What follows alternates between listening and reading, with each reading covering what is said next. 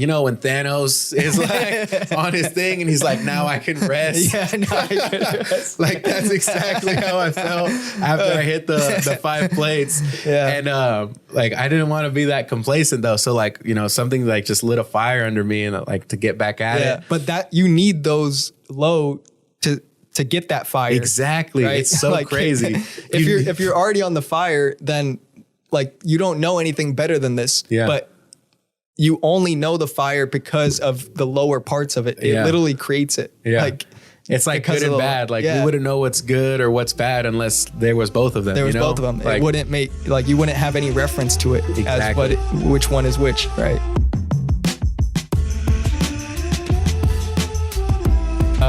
Hello, everybody, and welcome to the Sound 14 podcast. I'm here with David Reyes. That's how you pronounce your name, yeah, right? Yeah, David Reyes, yeah. How's it going, bro? Good, man. I mean, just great to be here. Excited about this little podcast coming out. And, I know, first time for you doing any kind of podcast, so it's always fun to be like the first time for something, right? It's like exciting, but also nervous. Yeah, and it's like a mixed bag, but it's going to be fun. We were just talking about the social media world, right? And how you're trying to get into it, involved, and all the content. And it is, when you talked about it, it reminded me of the first time when I tried posting, and it was a weird experience because you're not, as a consumer, you're not used to the posting aspect of having to get content and try to hook people in, and you're not aware of that at all. But as you start posting more and more, and that's what I realize is you're not going to be good when you start. Yeah, for sure. Like with anything. For sure. And we expect that we had to get results right away and we need immediate results. And it's never that way. Like in order to get the results you want, it's going to take way longer than you think. And I'm glad it is, because when I look back at the content I used to post like 2 years ago, it's absolutely atrocious. Like I wouldn't even watch that today. Yeah. Right.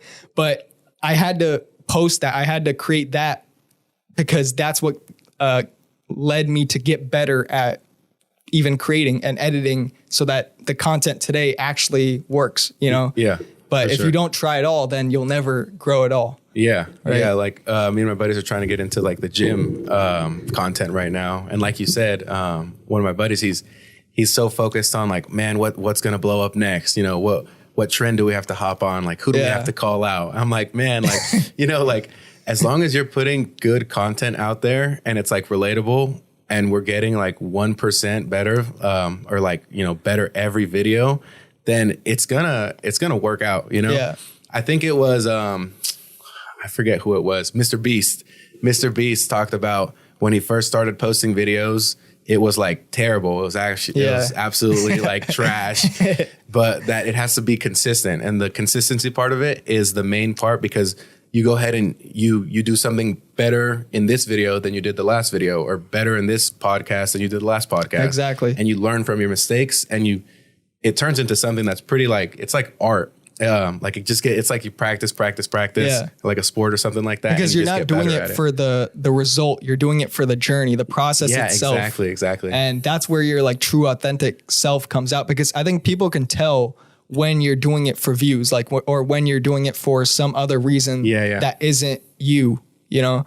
And the moment I realized that, it clicked for me and everything started to like actually get better. Like my content got better, the podcast got better, everything was working, is the moment I realized, instead of going after the result, just work on this right now. Like right now, just focus on whatever you want to improve and the result will come by itself. Yeah, for sure. I mean, I do hear that too with like gym content, because of the fact that, well, it's like, okay, you're recording your lifts, or like, you know, you want to be motivational to someone or to anyone out there. But you kind of get that feeling of like, man, am I just doing this just to record it, or am I doing it because I want to do this, you know? So I don't like getting caught in the, I have to do this to make this. Like, no, I'm doing this because I have a good time doing it. You know, this is what I do on a daily basis. And I just want to share like, you know, this, you know, part of my life with the world, and be like, oh, like you guys can do it too. You know? Yeah. So it's pretty fun. You know? So you just started posting it recently? Recently, yeah. Because people were like, "Oh man, like you're doing crazy." I mean, I guess like seeing the stuff, like it is pretty impressive. I mean, I recently watched that video with Bradley Martin and you, and seeing you lift that much weight was like mind blowing. Like everybody in that gym went crazy.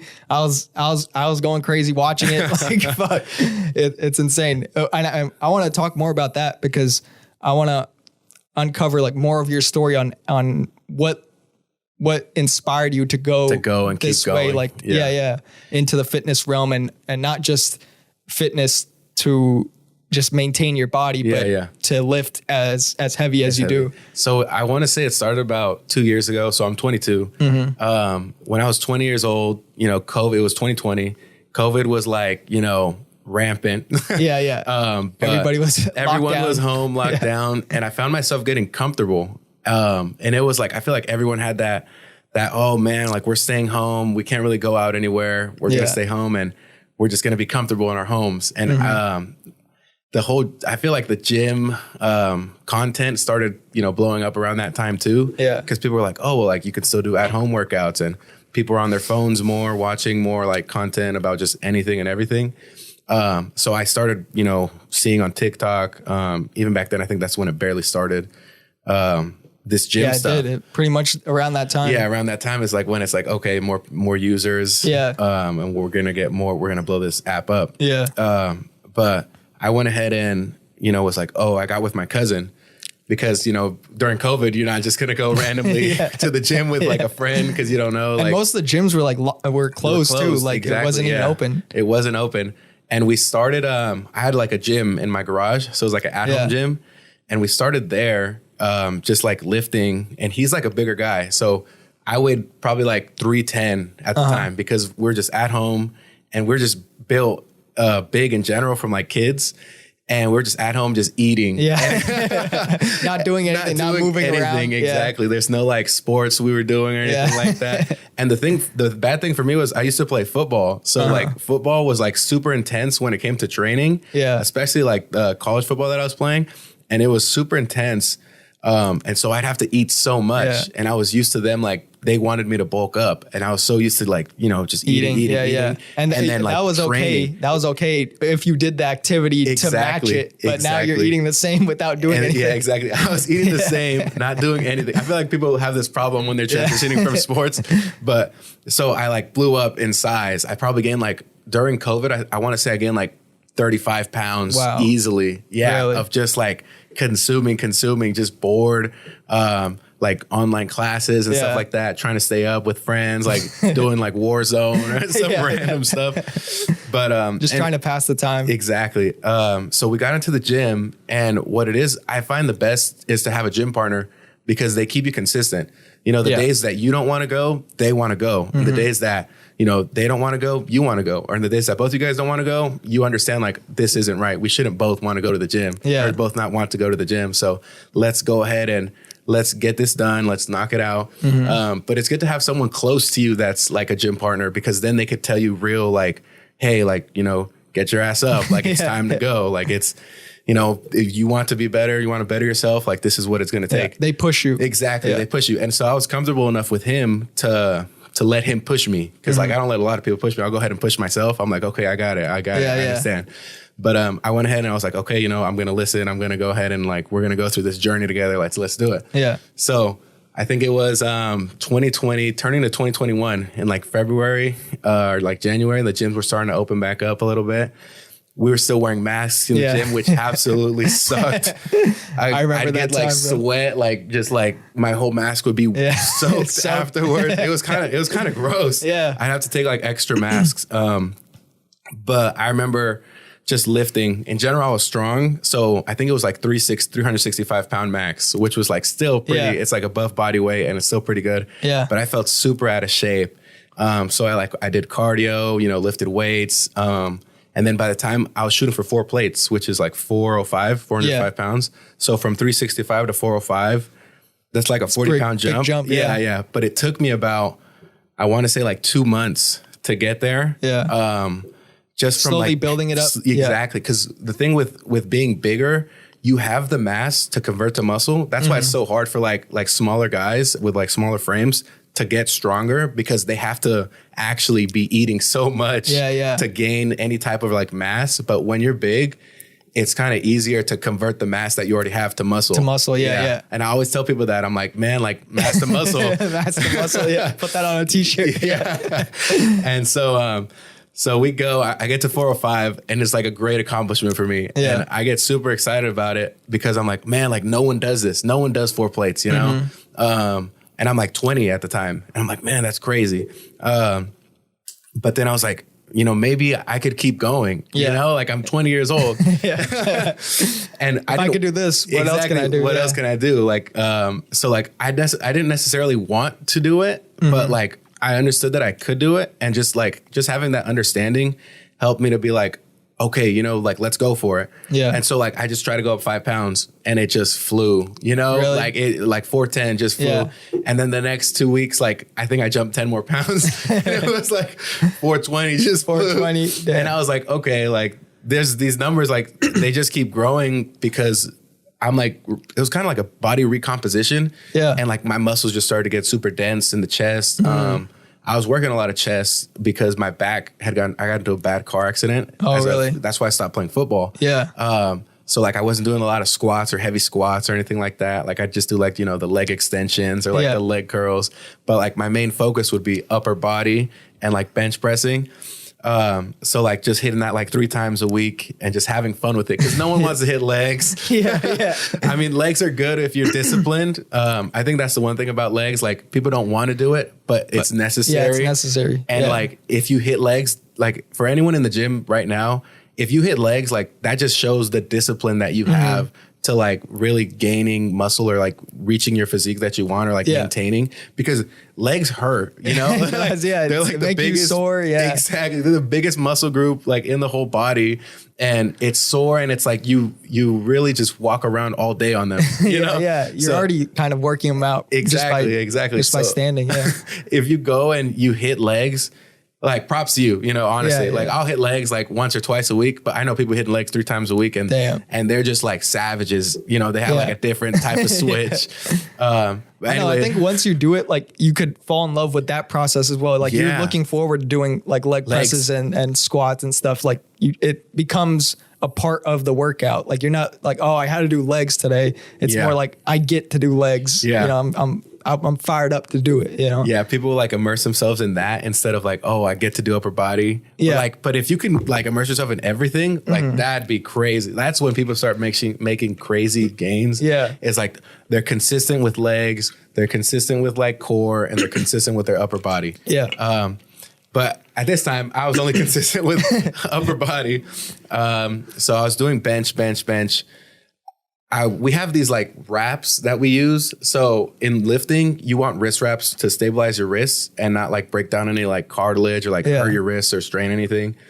And your elbows, you can use elbow wraps, which isn't really like recommended because like it's kind of like you're not really it restrains it. Yeah, exactly. It's like a compression thing where it like pops back up. Like it lets you like come back up. But I was using that at first.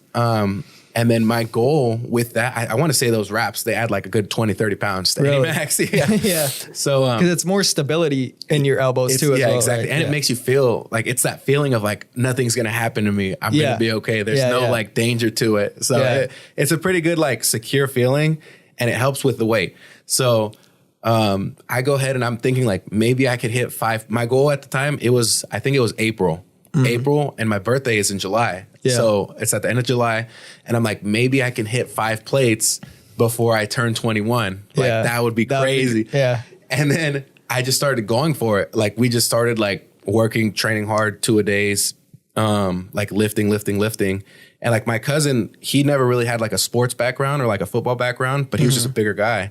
And like his max at the time was like 185, like when we first started. Yeah. And like he got up to, by the end of it, he got up to 315. Really? Which was like his body weight, but still like that's crazy impressive going from 185 to 315. Like from where he started to that, where, exactly. So I'd always be like, oh, like I'll race you to like, I bet you won't hit 300 before I hit like 400 something. Yeah. And like, it was like a little incremental race between us. And that really helped that kind of like competitiveness, because it didn't make it boring. Like, oh, we're just going. We're doing the same thing. Like, it's like, no, we're trying to reach our goals and we're trying to see, okay, who's going to reach them first? And like, once someone else reaches their goal first, you're like, man, I got to do better. It pushes you. Exactly. That's why I say the gym partner is like the best thing to have. Like, I think that goes for like gym partner and also like anything as far as like reaching a goal. Like, it's good to have someone there for you, like being like a motivator, you know, it does. Not necessarily like a competition, because there's a big difference between, I've worked out with guys, it's a competition. The guys, oh, I'm going to lift more than you today. And I'm like,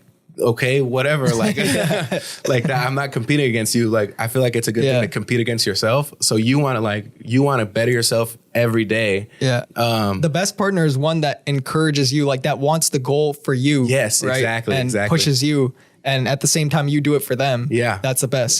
For sure. Instead of like, oh man, like he's doing better than me. I got to do better than him. Like, no, it's not. There's different dynamics, and like the line is thin. The line is thin. Yeah, definitely. But you can feel when someone's rooting for you, and you can feel when someone's like not really rooting for you.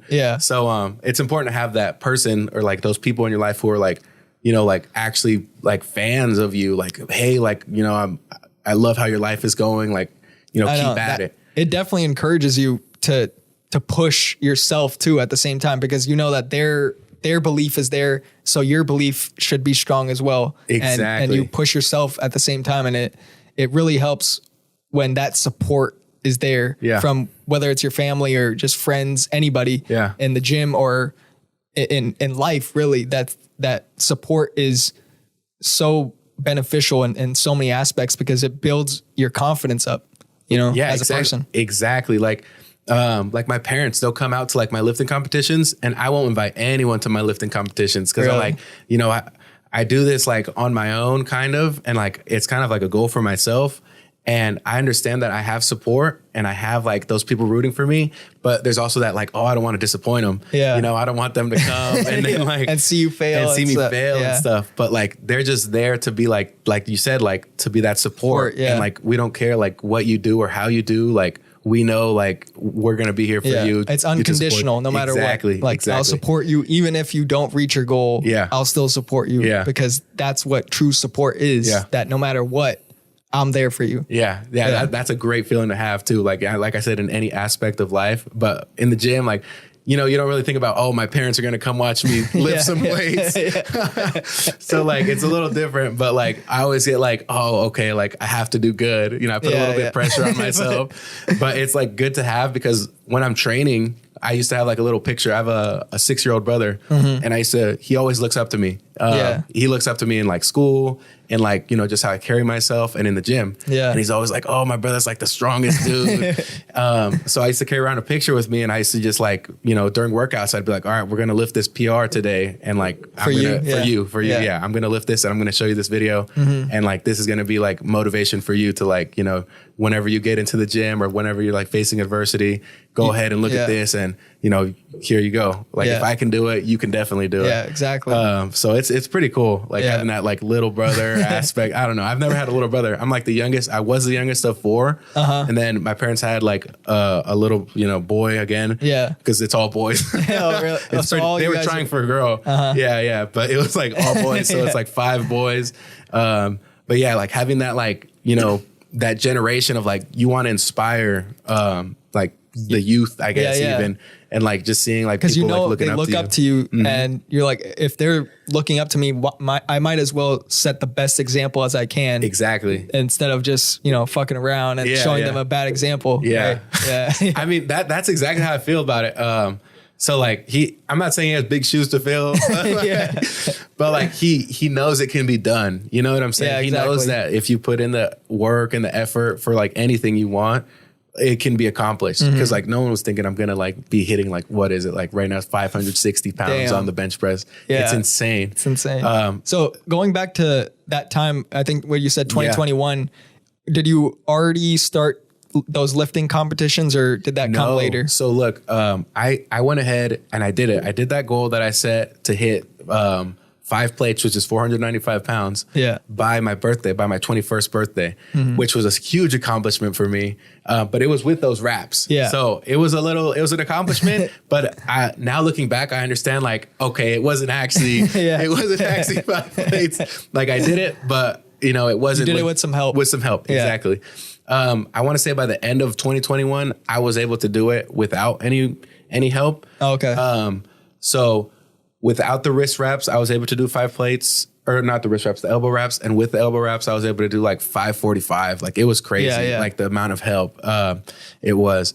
So yeah, that extra compression. Yeah, it really game changer. I mean, afterwards, my arms would be like bruised a little bit from just tightening it on there and then just going. It's like for one rep, it's pretty funny, but like I think it's helpful as far as like growing chest because you get that like that weight on your central nervous system. Yeah. And like you feel it, you know, like people do static holds nowadays to like just like feel the weight and feel how it is. And they've done studies to, it helps with like lifting and stuff like that. So it's pretty cool. Have you ever explained like your technique to anybody? Like I've tried. You've tried? People just, I've tried to explain like technique, like routines, you know, because everyone comes up to me like more often than not. That question, like, how do you bench like, that? How do you do that? Like, what do you do? Like, what's your workout? What's your split? And I'm like, dude, you just got to go in and you got to work and you got to leave the gym with your shirt all the way sweated out. Yeah.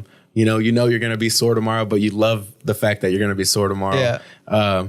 But yeah, I've tried to explain the technique and it's just hard. Because everyone's built a little bit different, right? So for me, I do have an advantage because for my frame, I have like shorter arms, but I also have a big chest. So like having that big chest and like shorter arms, it's like less of a distance to travel. Less of a distance. You know? Yeah. Like I still have to have like the stability and like the strength to do it, but it's like not as far as someone who has like, who's like 6'7" or something like that with like some lanky arms. Yeah. You know? Like a Wilt Chamberlain. Somebody that's like a basketball player trying to bench like 500. It's going to be really hard. Exactly. But yeah, I go ahead and I always take the time to tell people how I do it or like what I do, like the process or like even the specific sets, the specific reps, the specific workouts. Yeah. And they're like, oh, I'm going to try that. And I'm like, okay, go ahead. But like what it is mainly is you can do anything. It just has to be consistent. You know, you just have to hit the upper chest, the middle chest, and like the lower chest. And it just has to be consistent. And if you keep it consistent, then I feel like it should, you know, you have to eat right too, obviously. You know, eat your protein and get your macros in. The nutrition is just as important. And the sleep as well, right? Yeah, the sleep for recovery. Yeah. People like really overlook that. But like having good rest is like essential because that's the only time your body is working just to recover. Like your cells and are like just... your muscles actually rebuild in that state. Yeah. And not just working out. Like it's as you work out, it kind of... I don't know what the word is, rips apart the muscle a little bit breaking it down. And when you sleep, it recovers it. Yep. But if you don't sleep, you're not going to get that regenerative part of that step, you know? Everyone needs that. Like, I don't know. My sleep is bad. Like, but when I was training, like, right now I'm because you know, school and stuff. So I'll probably get like 6 hours of sleep or something like that, which isn't terrible. But like, I know I could be getting more. Yeah. And like, you want that eight hours. You want that 8 hours for sure. Like, I don't know who made up that 8 hour number. I know we all think it's like a fixed number, but really somebody just made it up. Maybe, I don't know, like 8 hours. I know you need more sleep when you're like a baby, obviously, because you're growing. But I think it's like it just decreases the further along you get until you're like fully developed as far as like, you know, your frontal lobe and stuff like that. But I don't know. Anyways, 8 hours is essential. I get 6 usually, but it still works out for me because I think your body adapts to kind of like, okay, this is how much rest I'm going to get. I have to do this amount of like recovery. In this amount of time. But yeah, I explain to everyone the process, the protein, the macros, the sleep, but it's hard to actually use it. You know, you hear information, you can find all this stuff online, you know, I've done like so much research on like the best workouts to do or like, you know, like what specific muscle group is getting hit by what specific workout. And like when I want to target only this volume, you know, do I want to go heavy? Like, should I deload this week and just, you know, take it easy? And there's a lot of research that goes into it that people don't really understand. They're like, they just go to the gym and like they feel good, they'll go. But then again, you need that like you said, regenerative, because then you go back into the gym after like, let's say I take like 3 days off. You know, I'll do that often. I used to take 4 days off before my PR every time. Really? And people would be like, how do you take 4 days off of the gym and then you're hitting numbers that you've never hit before? Yeah. That doesn't make any sense. And I'm like, it does make sense because your body is fresh and your muscles are fresh. That's what I realized recently too, because I would be going to the gym maybe like 4 or 5 times a week, and sometimes like 3 or 4 days in a row. And by the 4th day, I wouldn't feel as good going in. But when I took like maybe 2 days off and then went, I felt like amazing. Like the workout would be better. My mind would be fresh. Like it, and you would be like more excited to go to the gym because you've been off for 2 days. Yeah. So it would bring like a fresh perspective to that workout rather than, okay, just doing it constantly. And of course you don't want to be so inconsistent. You're just like, oh, it's fine if I don't go today, you know? There's a balance. I still get caught in that sometimes. I'm like, oh, it's okay. Like I'll just rest a little extra today. Yeah. But now that I've gotten to like powerlifting, like I feel like it keeps a goal of like, okay, I have to do this day, this day, this. And it's like kind of like set in stone. It's something that I have to do. And it's not like I want to do it obviously, but that having to do it, that writing it down and being like, okay, I got to go to the gym today. It helps with like actually going. Cause I used to do, like you said, like I would be making crazy like gains as far as like PRs and stuff like that. Yeah. Just like, let's say 4 days out of the week working out, 3 day break, PR. 4 days, 3 day break. PR. Yeah. And it was, people are like, man, you got to be on something. And like, I always get those accusations. And it's so funny because like, I'm like, dude, like I'm just big. And like, I've never done anything that would like I want to be a doctor. So like, I wouldn't do anything to like harm my like cardiovascular health. And like that, the thought of like your heart getting bigger and like exploding, like I just have that like, oh man, like people are just gonna like, especially nowadays, like content creators, all of them are, I mean, you could tell the vascularity in their veins and stuff like that. And like, they're just like super big. Yeah. I'm like, these guys are like, you know, definitely, juicing up. Yeah, doing something. Using some PEDs. And I'm like, everyone's like, you're on PEDs. I'm like, dude, like, look at me. Like I don't really have any veins at all. Like I'm like, you know, just a big body dude. Like I'm dense and I'm lifting a lot of weight. But if you want to believe in the work. Exactly. I'm putting in the work. That's another thing about like, I think there's like a misconception about when it comes to PEDs. Because people will be like, oh, like he's not putting in the work. You know, obviously you got to put in the work still if you're using that stuff. Yeah. But like, I think it's kind of funny as far as like people are like, oh, he can only lift that because he's doing this, and this. Like as far as like supplements or like I said, like juicing or something like that.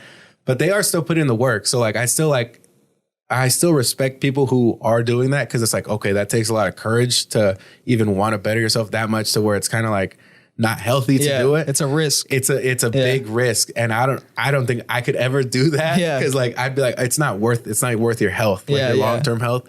There's a bigger price to pay. Exactly. Than just doing it naturally. Yeah. Yeah, exactly. So I'm like, okay, respect to them, but like, don't lie about it. You know, that's what I don't like the content creators nowadays. Like they'll be like super, you know, I love the motivation and stuff like that, but like they'll be super jacked and like they'll be on like cycle and they'll tell all these like young, you know, adults or like young teens and they'll be like, yeah, you could get like me. Like you just have to buy my protein or buy my pre-workout. Buy your workout program or whatever. And I'm like, dude, like, come on. Like, I guess it's like a good scheme for like, as far as like business, it's a good business like layout. Like, okay, like look big and sell your stuff. You might be making money, but like I wouldn't feel comfortable putting that kind of image out there and not giving people like real results that they could get to a place where they feel happy or they feel comfortable in whatever body. Like they don't just look up to just somebody with a 6-pack and jack abs and like whatever body you have, like set a goal for yourself that you want to be in that place for sure and make it individual to you rather than somebody else and trying to compare to everybody and oh, they're better than me because they do this, you know, that'll put you in a hole that you don't want to be in. Yeah, I feel like social media has that negative effect to it. Like it's great for like, you know, friends and like, oh, hey, what are you up to? Yeah. But it also has that comparative like, oh man, they're doing this. Oh, they're doing this. But you're not getting the full, like, the full story. Every time someone posts something, like,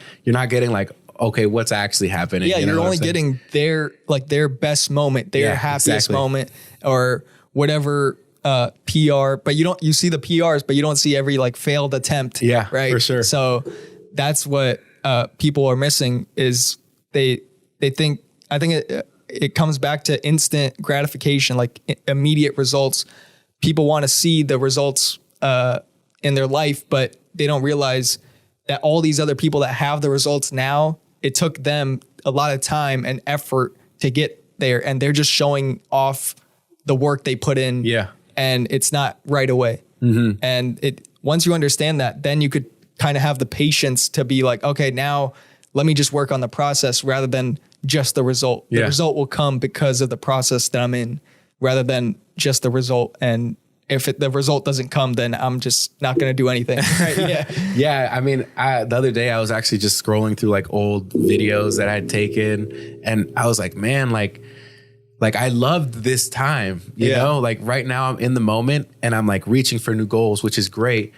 But going back and I'm like, man, like this is when I was going crazy, like going at it, doing really good job as far as like seeing my PRs go up and like seeing my muscle mass, like just, evolve and like, whole body recomposition, like just getting bigger and stronger. But looking at those videos, I get like I need to be enjoying this. Yeah. Like I'm reminiscing, but like, I was like, I need to enjoy what I'm doing now too, cause then I don't want it to be like, it's always kind of like, you don't understand you're in the present until it's gone. Yeah. Until it's gone. And it's like crazy to think about it because you're always focused on the future. You're always focused on that next thing. And I think it's good to always want more.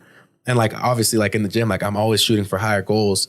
But I think it's okay to take a step back, every once in a while and like understand the progress you've made thus far. Exactly.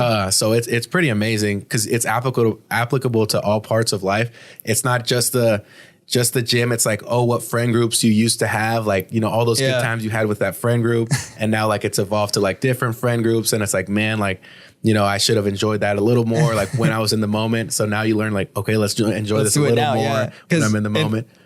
When you reminisce, you look at the good moments and you try to maybe go back to it and you realize the reason it was good was because I was in the moment. Yeah. Like your mind kind of plays a trick on you and tells you that it needs to be that way again. Mm-hmm. When really the only reason it was good in the first place was because you were enjoying it in that moment. Yeah. And in order to create new memories that you'll look back on, it starts now. And that's something I actually recently was like aware of because I read this book by Alan Watts. My brother actually gave it to me. He read it a few months ago. And I also read this book called The Power of Now. Mm-hmm. And both those books are talk about the present moment and how important it is. And that our minds usually are only in the future or in the past. It's weird how it operates, just always seeking something that's in the future, like imagining a situation or thinking of the past, reminiscing, thinking that was better. But when you get in the moment, you realize right now is also bliss. Like you don't have to think that somewhere in the future, I will be happy. You could be happy now and enjoy this present moment now or whatever feeling, it's not just happiness, sadness, experience the sad part too. Yeah. And that'll be a part of the new memories. But if you're always looking for some other time, then you're not really living. Yeah. You're just in your own reality that you made up, just by thought alone. Right? Yeah, for sure. Yeah. I mean, I agree with that like 100% because even like phones and like just recording stuff, like I find myself like I'm just like my mom because she's always like recording things and I'm like, oh my God, please, like I hope this isn't going on Facebook. But that's all moms. I think they just record everything every moment. But I find that saying like you turn into your parents. Like I find myself turning into my mom as far as like recording everything and like I'm going to have this video and you guys are going to be like, hey, do you have that video? Like of the time we did this. And I think it's important to do that, but I also think it's important to be genuinely in the moment. Like at all these concerts and stuff like that, people have their phones out and they're not even watching like what's in front of them. You know, they're not there. They're not present. Yeah. So I think it's important to, like you said, it's bliss. Like, you know, taking everything in. Like we don't have time to step back a lot of times. You appreciate right now instead of thinking, oh, I'm going to record this moment. And it's okay to record it, but record maybe just like 5 minutes. Yeah, and exactly. Then enjoy right now. Like have that memory, but also live in it, because that's the most important part. And really one of the greatest concepts I learned from Alan Watts was that when we have this weird relationship with the past and the future. We think that the future is some other time and the past is some other time, but really the only moment is now. We're thinking of the future now. So it happens now, and we're thinking of the past now. So that it's not really the past or the future. You're just putting your attention on something else in this present moment, when you could just be aware of it right now, like aware of things that are happening now. Yeah, for sure. Yeah. I think that's great as far as like when people, you know, get away and they're like go camping or something like that, or just go for like hikes, you know, just to appreciate nature. That's being in the moment, you know? Yeah. That's being in the, okay, you know, like let's get rid of all distractions and let's just breathe some fresh air. Exactly. Yeah. So like as long as you have that, I feel like you have a good balance, like with everything. You don't want to, like I said, you don't want to get too caught up with the past. I mean, it's great to look back and see, oh man, I did all this stuff. Like I appreciate that I did that. But and then it's like you don't want to see that and then like want to replicate it because this is a whole new journey you got for your future. Exactly. You know? But I don't know. Make it a learning lesson rather than living in the past. Yeah, for sure. For sure. And that way you get to experience more of life. Like we realize we put too much emphasis on overthinking the future a lot of times, especially myself. Like I always have a vision, right? Like or goals that I want, but too much of the time I'm obsessing over like how to get there or wanting it to be faster. But I don't realize that if you just enjoy right now, the process that I'm doing, whatever, if it's editing, just edit. Yeah. If it's doing the podcast or talking to someone, just talk to someone. Don't be somewhere else. Yeah. Because in that moment, that's what's getting you closer to that place rather than thinking it's somewhere else, thinking that my happiness is going to come at a different time, when really, if you think that way, you'll end up on your deathbed and still not be happy. Yeah, that's true. I mean, you don't want to go through life just like you.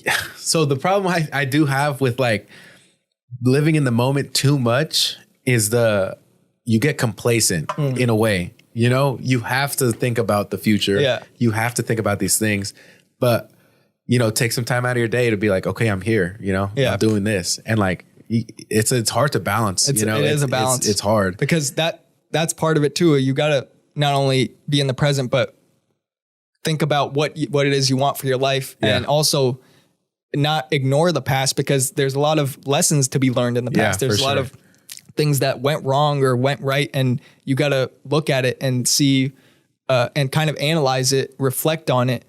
But again, don't live there. Yeah, for sure. That again, it's all like a small distinction of should I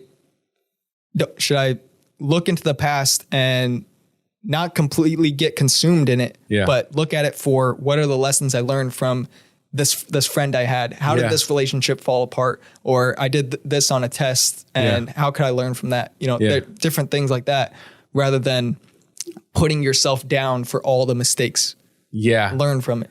I mean, I know that's what essentially you want to do. Yeah. It's great. I lately have been like having this problem of like, I know I've learned lessons from the past of doing things a certain way. Yeah. But like, it's like you're set up with the same obstacle again. And it's like, I kind of want to do it the same way. You know?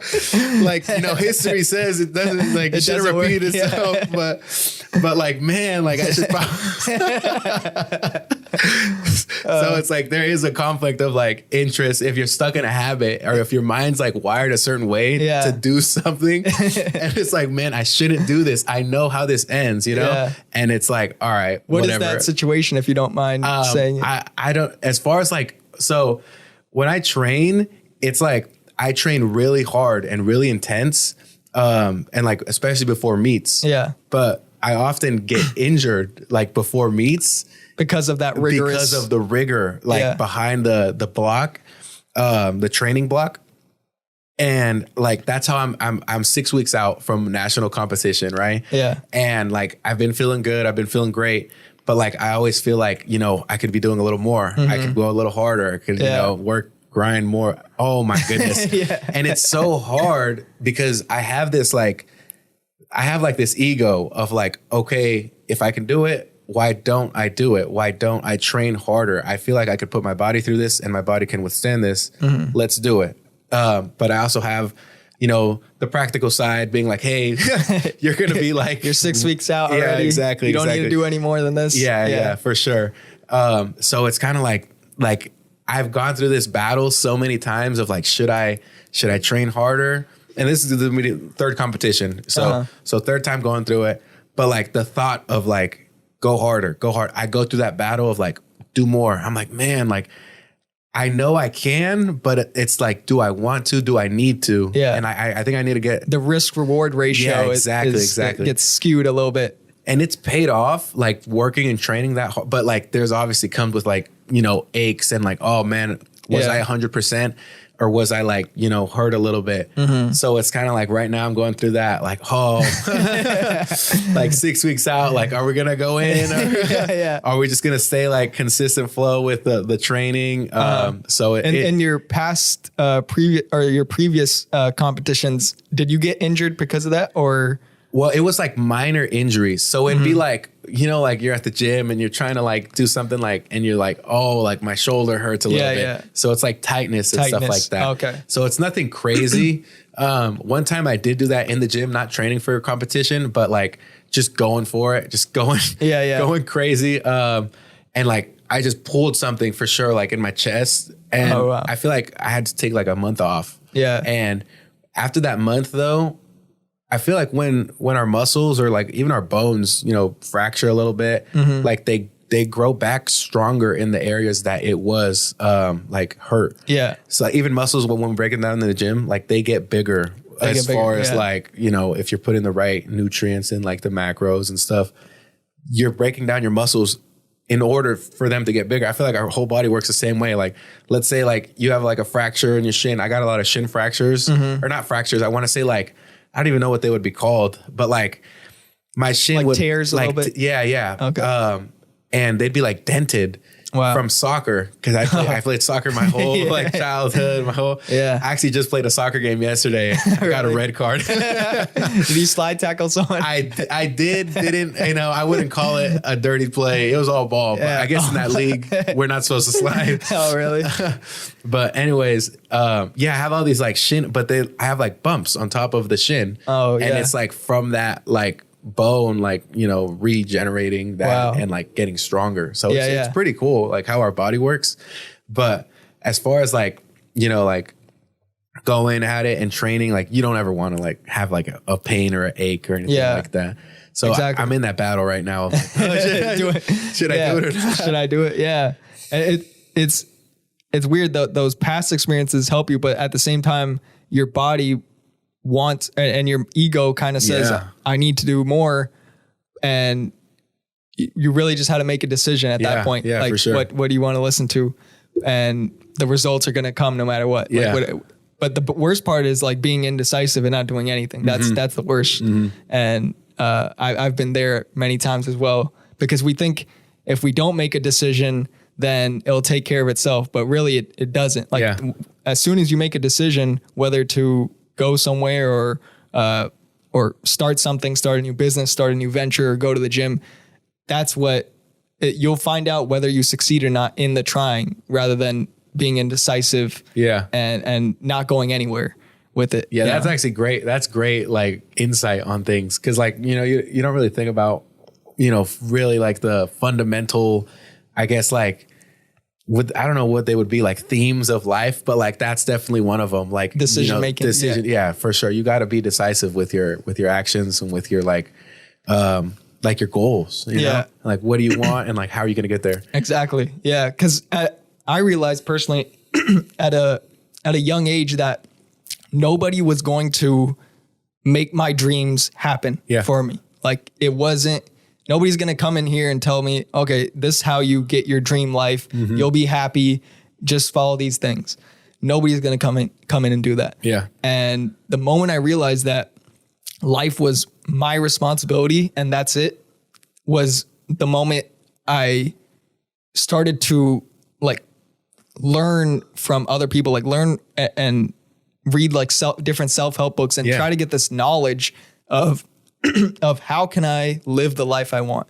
Because if nobody's going to do it for me, then it's my responsibility. And if you don't take that responsibility, then the world is literally going to push you into the corner of normalcy, of just doing, okay, if you don't have any kind of vision, then I guess follow the crowd because that's where everybody else is going. Yeah. But when you make a decision on what to do with your life, everything else gets out of the way. Like now everything becomes clear and you could actually do something like and make an impact rather than sitting around and dwelling in the uncertainty, right? Like uncertainty of where is my life going to go with this? Like I remember at 15, I didn't know anything or I didn't know what I was going to do at all. I think most kids at that point just don't know. Right. And I was questioning and looking into the future, like just questioning how short like this life is going to be, right? Like we think, life is long, but a lot of times, you don't know if you're going to be alive next year or in 10 years or in 50 years. But when you look at how short it is, it makes today valuable.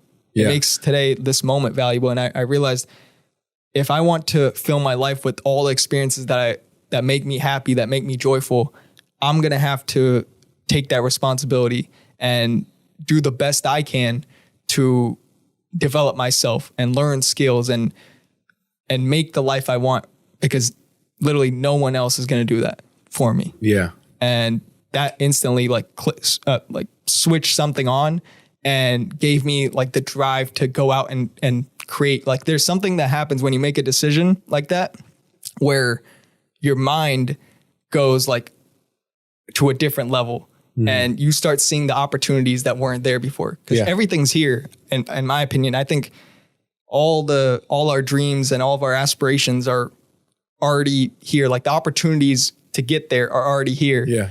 Sometimes we just can't see them because we've been in such a looped mindset of thinking, I don't know my purpose. I don't know what I'm going to do with my life. And you're just replaying these same ideas over and over again. And the second you get something new, now you start spotting them. Oh, I could do this. I could do this. And it becomes like a creative thing. And now you get to a new level in life. And that was like the best part for me. And the moment I realized, or the moment I did that at like 15, then I just kept on doing it. Like, every year I wanted to grow and not be the same person I was the year before. Yeah. And that's what I've been doing ever since. That's crazy. That's awesome. Yeah. Honestly, like, that's like, that gave me chills. Really? Yeah. Like my hair is like standing up on my arm a little bit, but yeah, that's dope. I don't know. It's things like that. Like you don't really think about it day to day, but it's like, that's like that's your structure, your base. Like that's where you're building from. Yeah. You have that ideology. You have that like, okay, I'm going to build off of this and this and this. And like, I understand where it's coming from. And I understand like when I was 15, like that's the first time I noticed it. But to this day, I'm still applying it to my life. Yeah. Yeah. So it's pretty cool. And like you said, like it's hard. Like I have friends even today, like they'll have so many opportunities to do so many different things. And they're in positions where they don't necessarily have to worry about it right now, like day to day. But it's like they don't know what they're going to do, like, which is like, okay, you know, I'm like, dude, like pick something, you know, try it out. Yeah. It's like you said earlier, the indecisiveness it's just staying there and not doing anything is the worst. It's the worst. You can have so many options in front of you, but if you don't pick one of them, then nothing's going to happen. Yeah. There was a great quote. I forget who it's by, but they said, yeah, indecision is the worst because, or I think it was Kobe. I don't even know. I'm trying to think of who it was. Yeah. But the people say, I don't know which way to go. And really you just had to pick one. And if that's the wrong one, at least you'll find out by trying, or else you won't ever see it. Like the only way you could see it is by trying in the first place that it's wrong. Right. And once you know it's wrong, then you could do the right thing. Now you know what the right thing is. Right? Like, that reminds me of the J. Cole song. And it's like, the good thing is you came a long way. The bad thing is you went the wrong way. Yeah. Like that's exactly what that is. But yeah, I mean, it's pretty, like, I don't know. Like I get kind of like, you know, really like, oh man, this is great where I'm at, because although I'm in a position where it's like, oh, I feel like I have to do this and I have to take these steps, I know where I want to be. I know the end goal, but I think it's important to focus on that day to day. Yeah. If you don't have that end goal and you don't have a goal, you don't know that day to day, and you won't know what steps to take next. Exactly. You know what I'm saying? So you're kind of like, you're on a path, but the path is like, it's broad. like fog. Yeah. It's like fog in front of you, honestly. Yeah. Like one time, me and my friends, this on a separate like little tangent, but me and my friends, we were driving in the middle of the night. I want to say it's like 1 a.m. and we're going back home, and it's this 2-lane, you know, highway going one way, 2-lane highway going the other way in like the boonies or whatever, and like the back roads. And we see lights in the fog. It's super foggy, probably the most dense fog we've ever seen. We see these lights, and these two highways or freeways, they're like separated by a big, huge ditch, you know, like I want to say about 20 feet, really? 20, 30 feet, like separation. But we see this car, these headlights coming at us, but close, you know? Yeah. And it looked like it was the same exact, like it was just going the opposite direction on the whole highway. And we're like, oh, no way.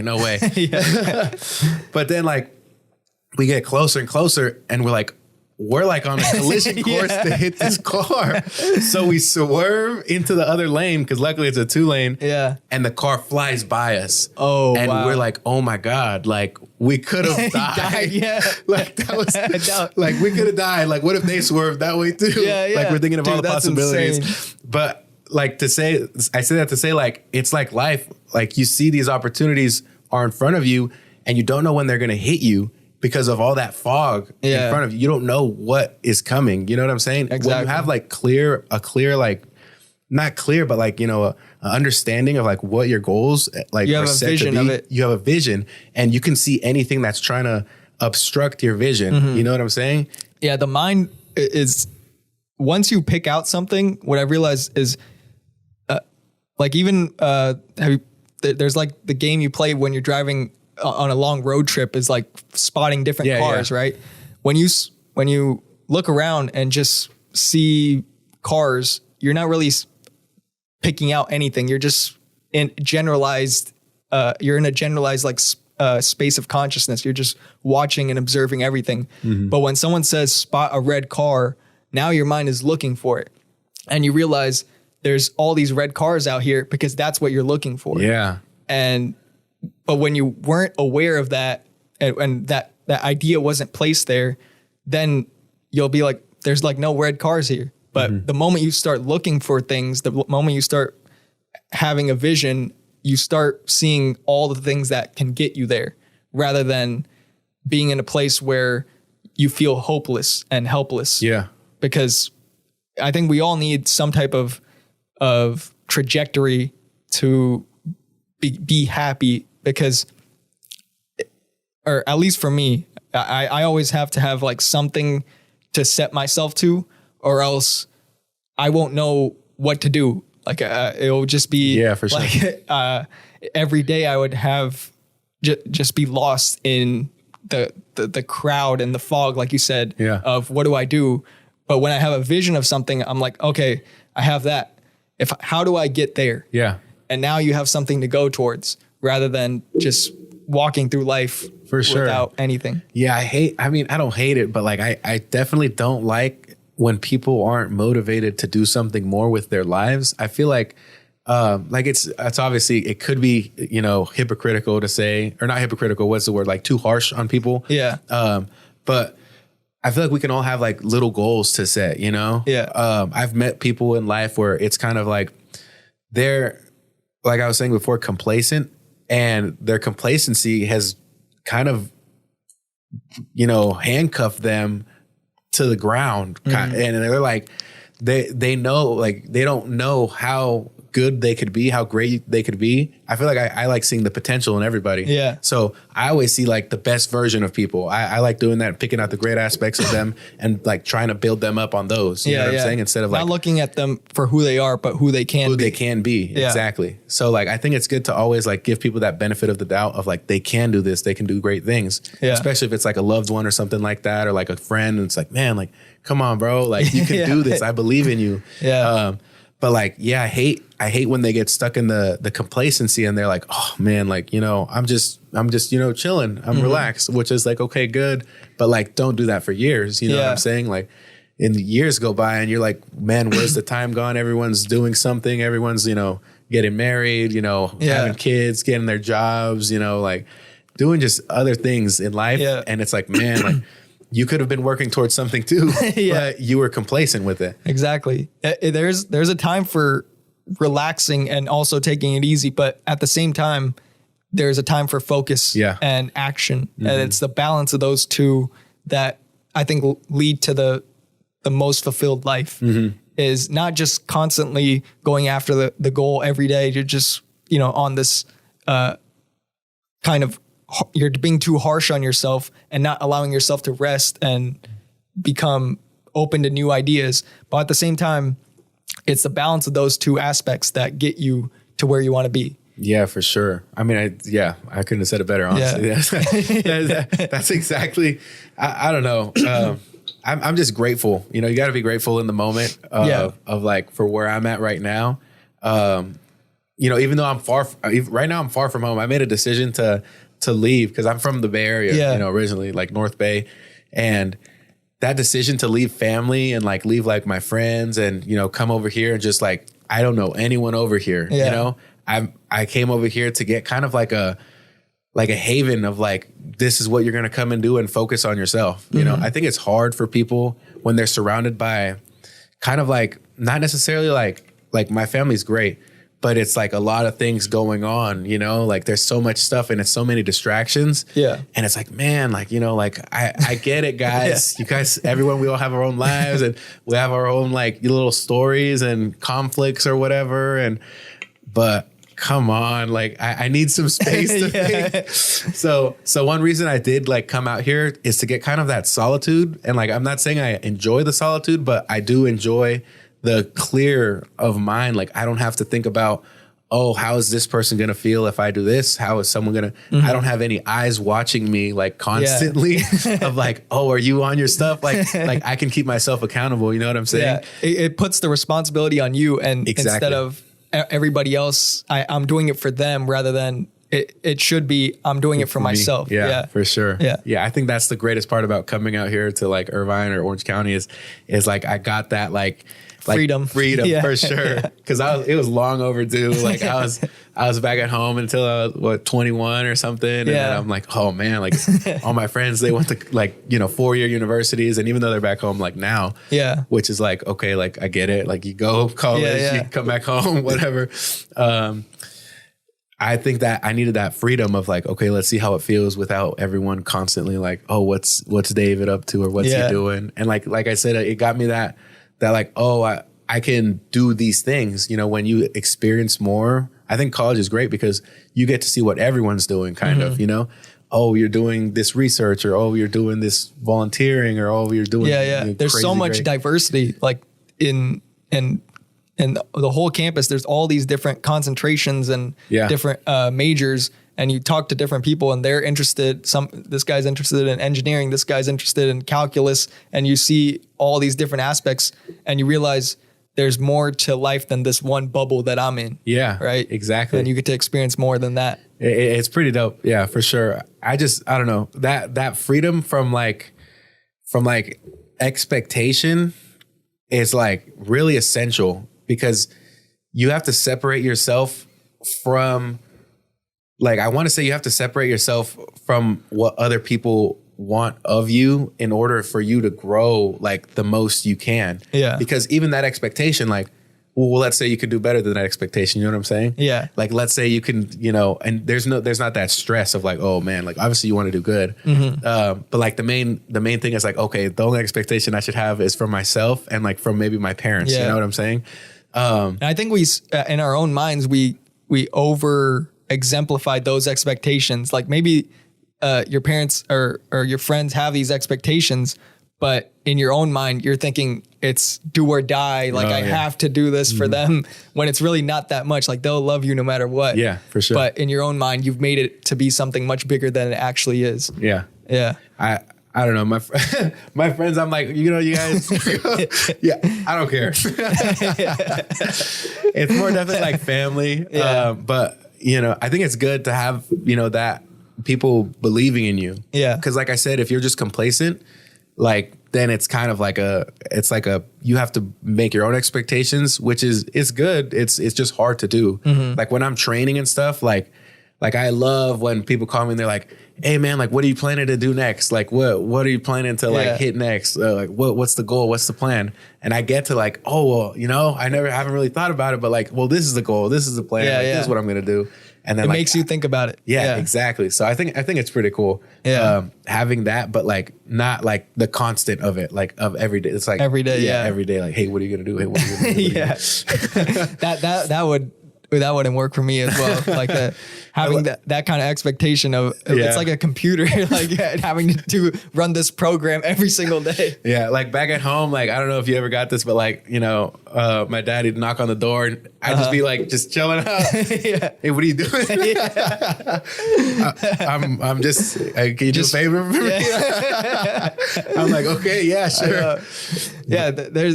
That's the number one thing I learned is there's a time for rest and there's a time for action. Yeah. And you need both. Like there's not always, you're not always going to be in action and you're not always going to be in rest. Yeah. And we need the balance of those two. And we're not always sure when to take that rest. Like, cause our ego says, oh, we got to do more. And you constantly put pressure on yourself, which is good to some extent, but there's the law of diminishing returns in which you think that it can benefit you, but really you're taking away from yourself, right? Yeah. When you overwork yourself, when you overthink, when you overdo things, everything is good in that balanced state.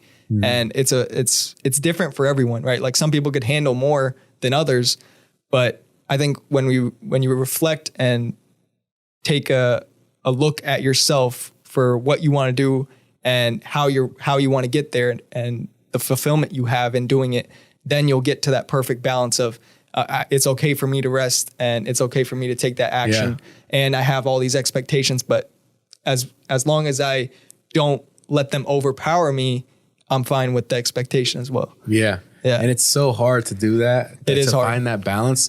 Especially after you hit like a high, you know what I'm saying? Yeah. After you hit like, wow, that was great. I did all this. I did great. I'm doing, and then it just, you know, it's kind of like a sine. What is it? A sine graph. It's like, it's like up and down, up and down, like the sine and cosine. Yeah. It's crazy because like I was saying, I hit that 500 pounds or whatever when I was right before my 21st birthday. And after that, I felt like on top of the world, but the next 6 months, I want to say, was just like kind of like training, but a decline of like intensity, very much so. I think I only increased probably like from there to there. I mean, I was able to do it without wraps, but I want to say I increased like 30 pounds compared to like 100 pounds that I increased. It was a slow progression compared to what happened before then. Exactly. Cause I didn't have that same like like energy. I Yeah. felt like, you know, when Thanos is like on his thing and he's like, now I can rest. Yeah, now I can rest. Like that's exactly how I felt after I hit the 5 plates. Yeah. And like I didn't want to be that complacent though. So like, you know, something like just lit a fire under me and like to get back at it. But that you need those low to get that fire. Exactly. Right? It's so Like, crazy. If you're already on the fire, then like you don't know anything better than this. Yeah. But you only know the fire because of the lower parts of it. It Yeah. literally creates it. Yeah. Like it's like because good of and the- bad. Like yeah. we wouldn't know what's good or what's bad unless there was both of them. there was you know? both of them. Like, It wouldn't make like you wouldn't have any reference to it Exactly. as which one is which, right? Exactly. But yeah, so doing that, I got back on it in 2022, last year. Yeah. I want to say around the same time, February. That's spring season. Just the winter and the fall. Like you get all like, all right, like let's relax. It's Yeah. cold. It's cold. Yeah. I don't want to do anything. The spring comes around and then you're like, all right, let's get on it. Let's get on it. So I started training again, like, you know, heavier. And it was right when I left or came over here to like Orange County that I had hit, I think it was like 5'10" or 5'15", you know, 5'15" with nothing on and for a pause rep. So it was going to be my first competition. I was already training for it. It was like a pause rep. It's super more difficult. It's so instead of just doing a regular bench press, like it's like you have to hold it there for 1 or 2 seconds. Yeah. And then like from And then zero lift it up. momentum, lift. Wow. You know? Yeah. So that's the major difference when it comes to competitions is like that competition rep. And like people will train it and like I just never knew anything about it. And it was so much more difficult. Like, cause I could regularly do probably like 520. Yeah. Because regular, you get a little bit of momentum on the way back up. Exactly. I Yeah. know a lot of people, it's crazy their form, but like I don't have terrible form as far as like bouncing, but people will come down and they'll just crush their sternum and they'll just like Lift it back up. lift it back, like exorcism lift. And I'm like, dude, that looks painful. Like be careful. And I don't know. They're So literally dropping the bar on themselves. we're like using this as a trampoline. Yeah. It's pretty funny. I'm like, all right, I guess that counts. Like, Yeah. congratulations. But so I got to my first competition and I think it was like 507 that I hit pause rep. And I was excited about it. You know, I was like, man, like, yeah, this is great. Yeah. Like I had a good time. I think that was the state record, you know, for California. Yeah. Oh, wow. The junior state record. Yeah. And then after that, I hit the junior national record at like 15 or something, pause rep. Damn. Oh, wait, no, 520, sorry, 520. 525 or something like that. Did my last competition. It was Yeah. like the national record and it was the open men's, like all age groups men's record for California. Really? So it was pretty cool. Yeah. And then this time around, I'm going for like the open men's national record, which is like 550 From every state, basically. from every state Yeah, yeah. in Cal or in the United States. Yeah. So like just that little progress, like you see it and it's great to have like that, okay, goal, like, you know, I'm going to hit this, I'm going to hit this, I'm going to hit this. Yeah. And even if you don't hit it, like the journey of like training for it, That's like the obviously best it'd be great. It'd be great to hit it, you know? Yeah. But like, it's like the little steps that not necessarily everyone at the competition has seen, you know?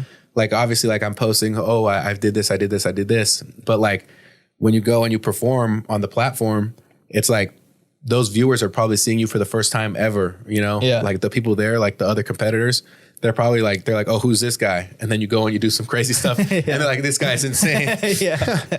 But like, it's like, no, like there was like a process. Like this took months, this took years of training. You know what I'm Exactly. saying? Yeah. People only see the result, but they don't see what goes into the result. Yeah, It's like for sure. that picture of the iceberg, you know, like where Oh, and it's just the tip? the tip is above the water. And then what they see underneath is everything. That's Yeah. I've seen that picture. That picture's badass. Yeah.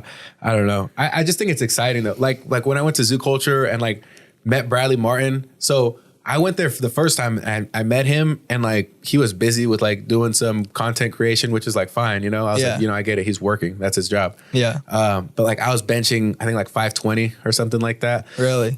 Yeah, I went out there and like I was like on a high, like, oh yeah. Like and I seen what is it, Sarah? I forgot her name. Yeah, like Sarah Safari. Or, Yeah. I don't know. I don't know her last name, but I know who you're talking about. Sarah. And she was there working out and I was lifting like 200-pound dumbbells, like bench pressing them. Really? And she was like, I've never seen anyone do that, like, other than Brian Shaw. And like Brian Shaw's this like world's strongest man. Like he wins it, bro. He's fucking insane. He's huge. He's huge. So the thing is, these dudes are lifting it, but like the dudes who are lifting this weight that I'm lifting, they're so much bigger than me. Yeah. Like they weigh at least 400 pounds. Like the dudes that are lifting the weights that I'm lifting, and it's kind of funny. 6'6", yeah, 6'6". Yeah, exactly.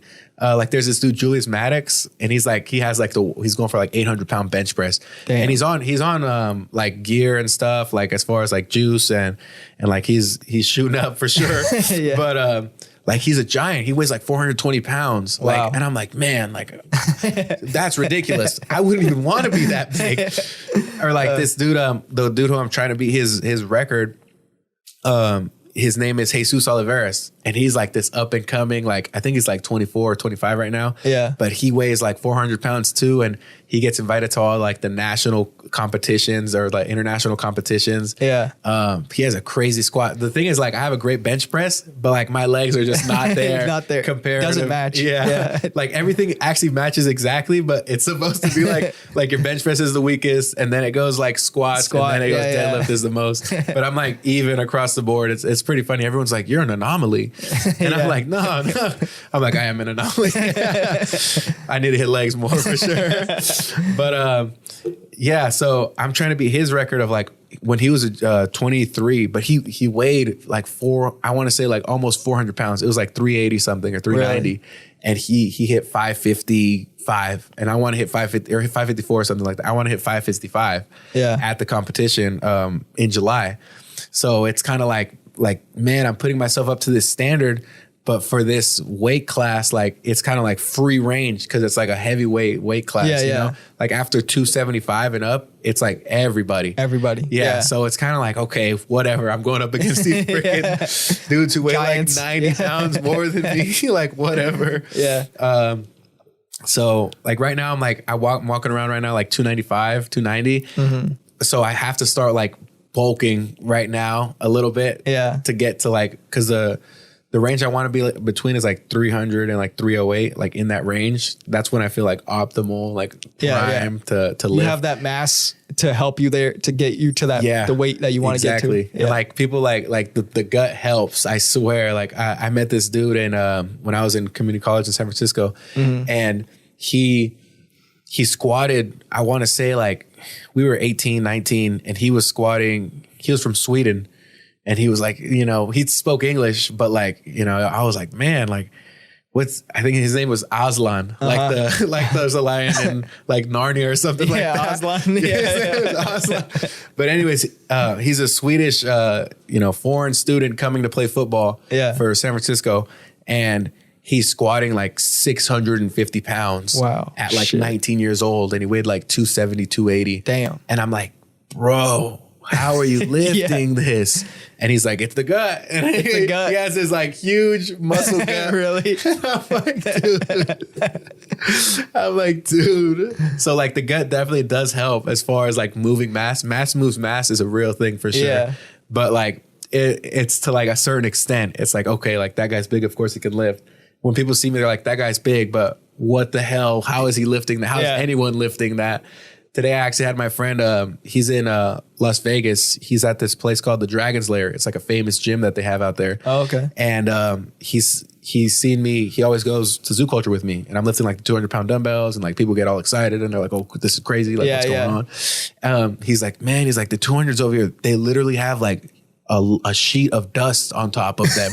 He's like, no one touches these weights. He's like, how much people do you think like in the world can lift this? And I was like, honestly, maybe like 500. Yeah, not much, bro. Like he's like, that's insane. And I was like, and Natty too. I was like, I don't know, maybe like 100 or less. 100. And then he was like, that's actually insane. He's like, we're just on this rock and you're just lifting it. Like we just started messing around. He's like, you're just on this rock and you're just lifting all this weight. But like, in all honesty, like it is crazy when I think about it, because I'm like, okay, I'm doing these like feats that are like, wow. Yeah.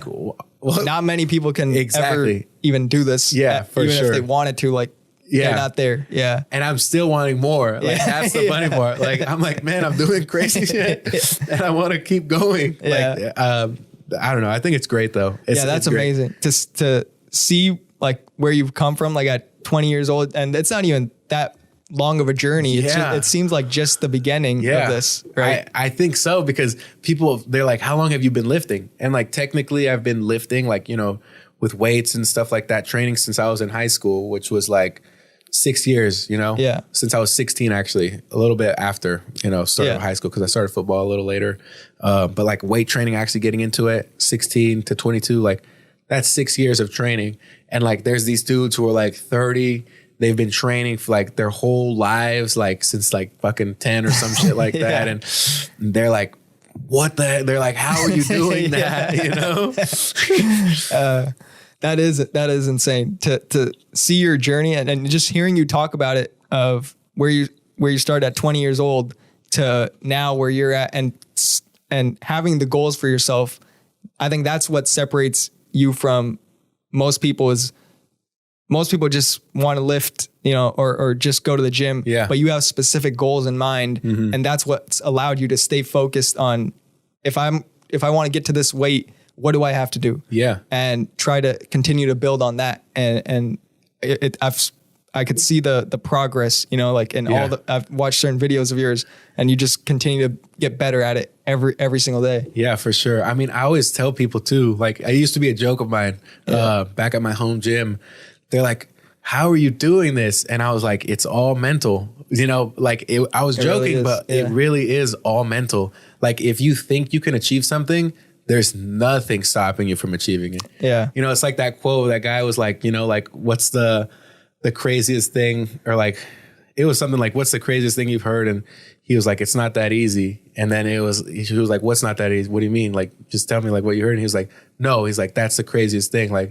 Like it is that easy. You know? Don't ever think it's not that easy, because it is. Like, once you break that barrier of like fear. Yeah. Because it's our own limitations that we put up in our own minds that create that to be such a big thing, when really it's not.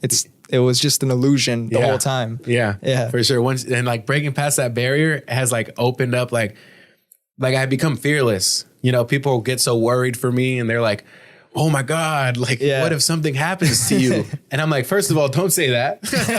Knock on wood. Yeah. But second of all, I'm not even worried about it. Like, you're worried about it. I'm not worried about it, because I know in my mind and even in my heart, like, you have to have like some passion when you're doing it, that this weight that I'm lifting, like, it's going to go up. It's going to move. Yeah. And if it doesn't, I know that it's going to be okay. You know, like, I know that afterwards I'll just go ahead and train a little more, and I'll hit it later. Yeah. You know what I'm saying? So it's pretty cool. That's the mindset you got to have right there. Yeah, for sure. It's like, even like in like school and stuff, like, okay, like, everyone's in a rush, you know, in a rush to like get out, which I get it. You know, you want to start life as soon as possible. But like life as in like, oh, get into your career and like your job. Yeah. But like at the same time, it's like, okay, be grateful for like, okay, I understand where I'm at. And like, I know that I'm going to do this, like, regardless of how long it takes me.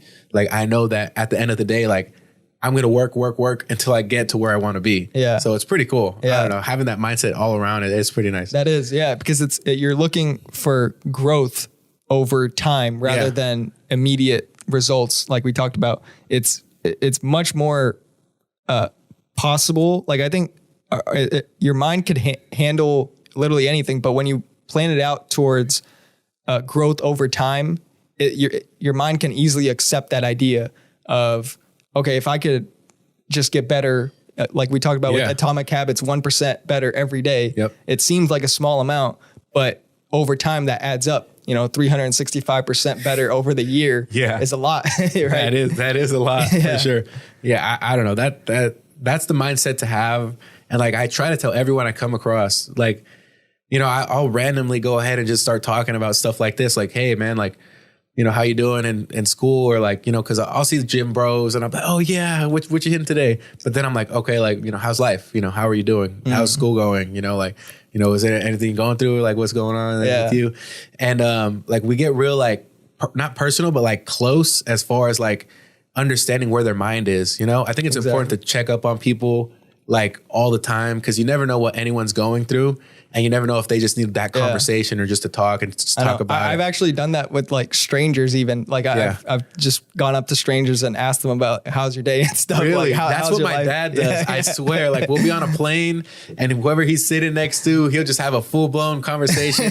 And I'm just like headphone in, and he just goes and he could talk about anything and just like talking about his life, them talking about their life. Because at first I just did it to step outside of my comfort zone. Like, why not just talk to people? You know, like we make it up in our own minds that everybody's a stranger. Like, like we should be separate from all these people. But really, they're just dealing with something that's just as similar to you. Like they have their own life experience, and you could learn more about them. And you know, you don't have to expect anything from them, but just have a conversation and see what their life is about. And so I would do that just in college, just random people. I'd just talk to them for like an hour, and some of them would, you know, not open up right away, but over time, you know, they get comfortable and start to open up and talk about their lives a little bit more openly. And you'd see that the biggest thing I got from it is that we're all the same. Like, that was the number one thing. Like we all have certain problems. We all have certain dreams and aspirations. But really, it's all the same shit. Like we're all living this life on this rock. For like, sure. On this rock, that's what I tell everyone. I'm like, dude, it's not that serious. Like I get it right now, it is, but like we're just on a rock. We're on a rock, like floating. Floating somewhere in space. Like we don't even know everything. Like we think we know, but really we don't. Like that's the whole. I think Socrates or Marcus Aurelius said, the only thing I know is nothing. Yeah. Like the one thing he knows is that it's nothing. Like it's. Yeah, I think there's that, I don't know if it's a saying, but it's like an ideology of like, just know that you will never know like everything, you know? And like to think you understand everything, like you're wrong. You know, like there's always something more to know, and it's like not feasible for someone to know everything. I think even Neil deGrasse Tyson, in one of his books, I forget the book name, but the first thing in that book was the universe has no obligation to make sense to you. Yeah. That was the first thing in that book. I was like, that's hard. Because really, we don't know much. Like we're just, we have this technology and science. We're trying to use math to understand the universe, and we've done, you know, more than any other animal on this earth. But at the same time, we continue to learn more. Like I remember reading an article a few months ago that was from the James Webb telescope. It was talking about that. And it said the universe was predicted to be, I think, like 13 billion years old. And they saw, or that telescope saw galaxies that were much older than that. Mm-hmm. So even that fact, like for the in science textbooks, it shows that it's 13 billion years old, but really that's not the truth either. Like we're continuing to learn more about the world and the universe, and it's a never ending pursuit. And that's what makes it fun. Like nothing is set in stone really. Yeah. You know? Yeah. That James Webb telescope was super interesting. Like I remember following it, like when it first launched a couple of years ago. Yeah. And like being like, oh, well, this is going to be great. Like we're going to be able to see things like more clear. Yeah. The images are insane. Have you seen those? Yeah, I've seen the images. And it's fucking crazy. I'm like, I get like, man, like it literally gives me chills thinking about like, wow, like there's just so much out there, and we're just so like minuscule, like compared to like everything. Like they were pointing it out like, oh, this is a galaxy, and we can't even wrap our minds on how big a galaxy is. Like it's not even something that we can even fathom, right? Like millions of miles, you know. It's insane to think about.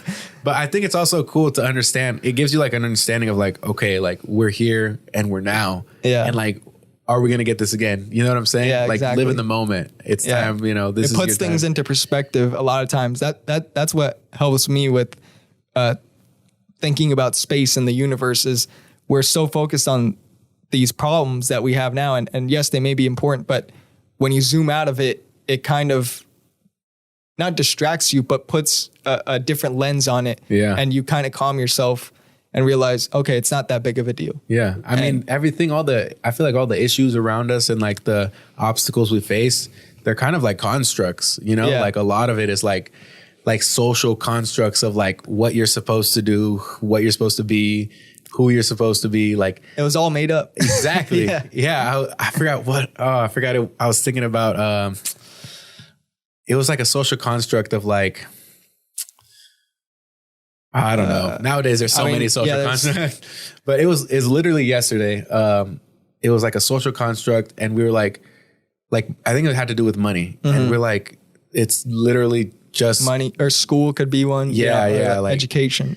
It's money is made up. Yeah, it's made up. It's made up and we're like bought into it now, like fully immersed. Like money runs the world now because someone could have millions of dollars on a desert island, but it'd be worthless there. Exactly. Right? Oh, I think I remember what it was. Money. So like people value money so much, like in today's modern world, which is like, okay, I get it. But they'll try to say like, oh, money's number one, but that's not true. Cause like I had seen this video and it was saying like, this guy was like, okay, let's say I give you $1 million or $10 million tomorrow, but you die tomorrow at the end of the day. Like what's worth more, you know, your life or the money? And you probably choose your life. Yeah, you choose your life, right? And then he's like, okay, what if I give you $10 million, but you're terminally ill, you know? So what's more important, your health? It's like your time, your health. And it's like, well, what about your family member passes? So it's like time, health, family, you know? So it's like you have to put things into perspective. Even though money is like important, it's always this like, you have to value other things above it, you know? Because I see so many times where friendships or like relationships will get ruined over money. You know, that's why they say don't mix business and family. Family, What was that? I think Biggie, said that. The 10 Commandments. And but it's real. Like we don't really understand. Like, okay, we do value other things more than money, even though that's the goal. You know, kind of like, oh man, I want to be rich. Yeah, it's like, well, really, you want to be healthy, you want to have a long life, and you want to have loved ones around you. So I think it's important to put that into perspective. For sure. And make sure that on the journey towards financial freedom, you don't pay too much of a price and lose out on all that. Yeah, for sure. Because you could be rich and then not have any of those things and be miserable. Mm-hmm. Right. Yeah. You could have the money and and it's just, you know, what you'll contemplate life. Like, was this all worth it? Yeah. You know, like a villain or something. a villain. That's probably like that could be a script for a movie right there. You get all the money in the world, but now you're alone. I feel like that is a movie, so that has to be already. Yeah. I feel like our ideas, like they're kind of, I think I was learning this thing. It was like, there's no new ideas, which is crazy to think about. Mm-hmm. But every idea that we've thought has most likely been thought of already, like by somebody else. Yeah. So it's like, I think that's why people do meditation and things like that. And they try to separate themselves from the world around them to get out of that bubble or cloud we've created of like a cloud mindset and like just try to come up with like new, unique ideas. Yeah. I think it's important to step back from, you know, society and just kind of like, okay, like, you know, let's have a thought. Like, I go in the sauna and like, I'll like meditate and I'll be like, all right, like, you know, thinking about business ideas, thinking about like ideas to better out my days, like planning and stuff like that. Yeah. Or just like random things like that.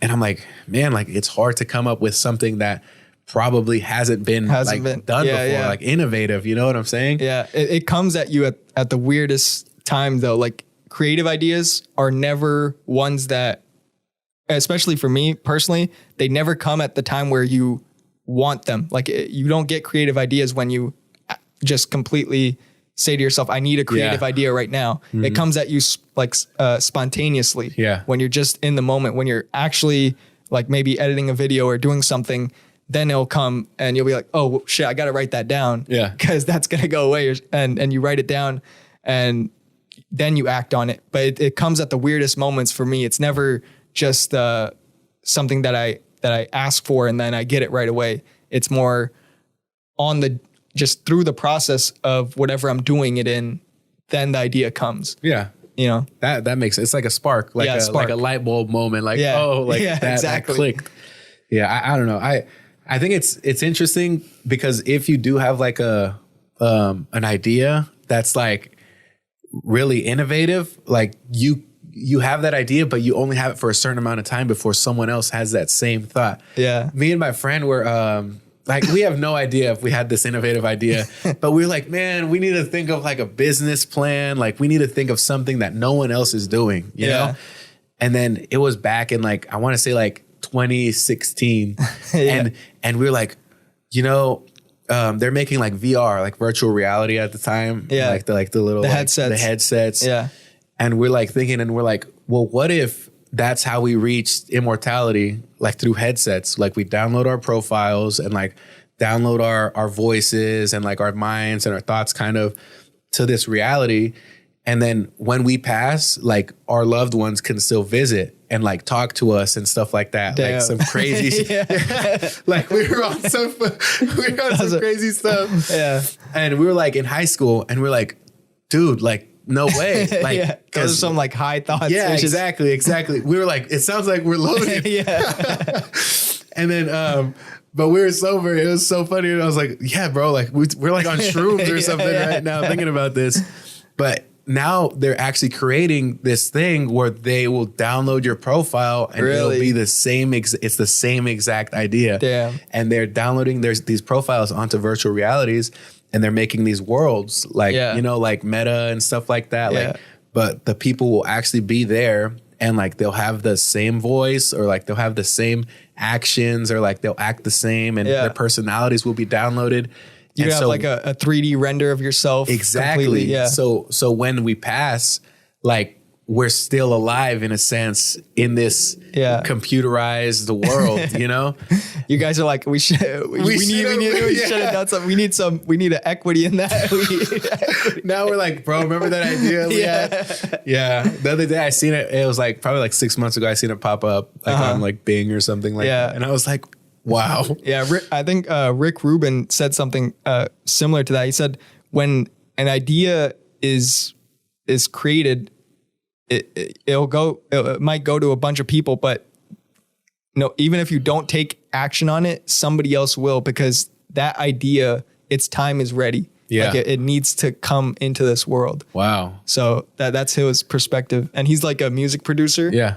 And so he's like, the ideas are there. And when an idea is so powerful, it goes into a bunch of people's minds and it has to come out. Like it has to be shown crazy. to the world. Yeah. That's amazing. That's a great way of thinking about it, honestly. We should have jumped on it. Could have been some millionaires. Yeah. That is crazy though. Like that they're actually doing it too. Yeah. It's kind of scary too. Yeah. Because it's like, man, like, okay, we thought about that, but like we were kind of like, oh, that's not really ethical. Like we thought about it and we're like, well, no one's going to do that because that's not really like, who really wants that? Who really wants to see like I feel like that'd be a sad thing to go ahead and see your loved one and like it's not genuine. Yeah. But then you see these like alternate reality movies and like they're living in the future and they're seeing these like these things pop up, these holograms. I think VR is going to take a lot more time, but like AI is what's happening right now in this present moment with ChatGPT and all sorts of AI programs. That's what's going to influence this decade, I think, the most. Yeah. Because VR, I think Meta, like Facebook tried it and it wasn't as successful as they thought it would be. Yeah. You know, this metaverse and crypto and all this stuff, like it's there and I think it has its purpose, but people aren't ready to make that jump yet of putting on goggles and doing all this stuff. So I think AI is definitely going to shape the world greater than VR in this next decade. Yeah, for sure. I mean, ChatGPT, like you said, and like other AIs out there, it's just insane with the amount of like information that they can collect. Yeah. It's like having like that one smart friend who just stays home all day and just reads every single book and is the most knowledgeable person. And it just instantly gets the answers. And the first time I used ChatGPT and it's actually recent, right? Like it came out in December or so. Yeah. It doesn't even seem like that long ago. And the first time I used it, I think I just gave it some script to write an essay or whatever. And I got goosebumps. Like watching it type it out, you know, like it doesn't put it out all at once. It starts typing it. And I was like getting goosebumps watching it, like type this out. I was like, this is fucking insane. Yeah, it is actually crazy for sure. Especially when you tell it information, it's like, okay, like let's say I want ABC included and I want like an outline of like what an idea, give me an idea from this, you know? Insert a prompt and it just goes crazy and it gives you like a whole page, a whole 3 pages or something like There's that. So much powerful technology that goes into it. And I think that, and the crazy part is this is just the beginning. Yeah. Like this isn't even over the span of like years of public use. This has only been like 6 months or so of public use. And we haven't even seen the full capacity. And there's so many other AIs out there that are, I was playing with some of the voice ones as well, like that you could type in any text and it seems like a real human being rather than like Siri. Siri sounds like kind of fake, but this one is like actually sounds like a real person. Yeah, I seen that they were using those type of AIs to like scam people for like their social security numbers. So they'll call them and be like they'll get the voice of like I think it was like, so they'll call the number and some kid will answer the phone and it'll probably be the kid of like whatever person owns the phone. Yeah. And they'll be like, hello, like, hey, like who are you calling? And then just from that, they'll get a voice AI and he'll give out like, hey, I forgot my social security number. Can you tell me my social security number? Damn. And it'll sound exactly like the person they had called, like the son. Really? Yeah. And then like so many people, I think it just recently happened. So many people have been getting scammed for their social security numbers. Yeah, and it's kind of scary. Yeah. You don't know like if you're getting set up or something like that, like, oh, hey, come outside. Like, and then you get robbed or something. Because even with the music, like the people have been putting like AI Kanye or AI Drake. Yeah. And they're like that. It's an AI, but sounds exactly like them. Yeah. And it's not their music, and there's all this like copyright trouble because you're using their voice for monetization and that's not ethical, right? Like it's not there. I mean, the Drake AI goes hard. The Drake AI, some of the songs, like that guy, he dropped that whole Heart on My Sleeve song. Yeah. And he's like, the Weeknd didn't even sound like the Weeknd in that thing, but like Drake sounded like Drake. Real, And I was like, man, like this is crazy. I thought this was actually him. Yeah, dude, that's insane. How close it's gotten. That's fucking insane. And it's just the start, you know, and it's just, I don't even know how they do it. I should probably learn. I know. It's probably a big business coming. I think the tools for that, all these AI tools, whoever's developing those are going to be huge. Yeah, that's the next like $1 million idea right there. It's something like in AI. How to code something in AI for sure. Yeah. And they have the deep fakes too, like the faces. Oh yeah. So they can AI the voice and like deep fake the face and like it could be some crazy message. Shit, bro. I don't know. It's kind of like like I think they were saying like someone could start like a freaking nuclear war, like acting like they're the president of the United States and like you know. Just like calling out everyone saying like, oh, we're going to, you know, go into war now. Call up Russia. And they're like, is this real? Yeah. This isn't the line that they usually call it. Yeah, it's so funny though. The world's getting like, it's getting crazier, but it's getting more interesting at the same time. Like I'm like, man, like, I don't know. I can't imagine growing up even in being like an iPad kid, you know, because growing up, me, like I was outside still, like, you know, on my bike, you know, riding around, falling, playing with worms and stuff. Yeah, we had both sides of it, like kind of. Yeah, and like, then towards the end, like it was more like, oh, like we have video games, you know, we have video games, the PlayStation. Exactly. Yeah.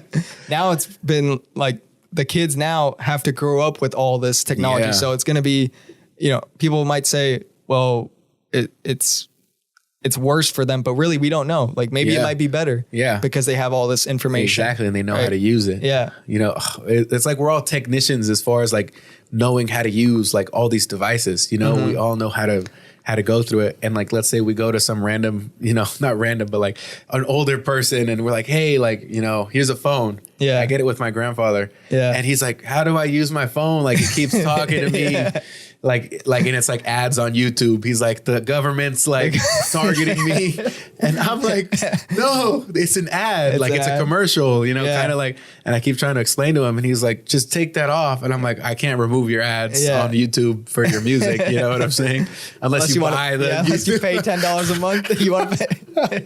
So I was like, but he has like an older phone too. So it's like one of those like Samsung phones that's like real thick and it's like still has like a touch screen, but like he can still play YouTube. But I'm like, no, like, and then it'll, how it goes to the next video, like after that, like auto plays it. It auto plays like something else. And he's like, I didn't want that. Like they're listening to me. And I'm like, oh my gosh, like he's so paranoid about it. But I can't imagine like the difference is going to be of our generation, like let's say like 30 years down the line. Yeah. And like, we're going to be like, what is going on? Yeah. We're like, going to be the ones lacking behind and the kids then are just going to know everything that we know today, Exactly. Yeah. So even seeing my little brother grow up, like, and he has like his own little, like, I think all kids right now, they have like little tablets, you know? Tablets. And like before it was like, we have little fake computers or whatever. Yeah. But now they have actual like touchscreen tablets and they're like going through different games and stuff. Yeah. And I'm like, this is crazy. Cause like now they already know. I didn't have a phone probably until I was in high school. Yeah. Same. So I got a phone and it wasn't anything special. Like it was like one of those small, like little like swipe. Okay, I'll go ahead and call whatever. But I wasn't on there playing games on my phone. Yeah. Maybe like Temple Run or something like Temple that. Run. I remember that shit. But Jetpack Joyride. Yeah. That's the game my little brother has at 6 years old, like playing. He's playing Temple Run and the freaking Jetpack Joy. And I'm like, what the heck? Like, how is this going to affect him like in the future? It's probably going to make him better at like that. But I think for the vision, it's kind of bad on the eyes, like so young and being exposed to so much light, like so close. And they lose. I mean, it's good to have that, but also go outside too. Like have a mix of both of them. I feel like kids these days, like they're definitely not outside. Like, like, cause in my neighborhood, like, I think courts, if you live in a court, it's more likely or like a side street. That's not like a main road where people drive through. Yeah. It's better for kids cause it's safer. But like even now, like my brother, he'll hang out with like the neighbor, but that's about it. Like he'll never go. Well, he's too young right now, but I don't think he'll ever really go to the park and just like meet up with people. Yeah. It's gonna be more like, oh, let's hop on this like game online. Kind of how like we were like probably like towards the end of high school and stuff like that. Like, oh, let's hop on this game. Yeah. I don't know. It'll be different. Like the online aspect will kind of outweigh being in person in a lot of ways. Even work right now, like there's a lot of hybrid work going on. Like my mom, she works for the county of Marin in like health and human services. She does what is that thing called? She does finance for them. Yeah. Like payroll finance. And she had to go into work every day. Her commute was 2 hours or something like that. Wow. Every 2 hours there, 2 hours back. Traffic, thick traffic. It's like if you were going to San Francisco, it's terrible. Wow. But ever since COVID, she went hybrid and she would go into office probably like once or twice a week until it became totally remote. And now she just like, people didn't know, but they don't need them to be in the office. Yeah. COVID, that was one of the best things about COVID is a lot of people realized, oh, we're just on a computer working the whole time here. Why not just do it at your house? Yeah, exactly. So like all these like office workers are just like back at home, just like, okay, like I'll make my own home office space. Yeah, pretty much. And it's like more efficient because then there's no fatigue of like, I have to drive into work. I have to drive back. I gotta try to fit in my rest and stuff like that. It's like, oh, I'm home. Exactly. But like, even if you want, you could like go somewhere for the day, like go to come to an office space for the day and come to a remote working area. Exactly. But not super far, especially for those people traveling like long distances and traffic. The commute, I mean, 2 hours both ways is fucking hell. That's hell. I mean, in LA, I don't know. Like I'm new to like Orange County, LA, and I'm still learning all these like different freeways. Yeah. And I just get lost, man. Like one time I think I took this 55, but I was trying to stay on the 405 and I went like south instead of north. And I was like, where am I going?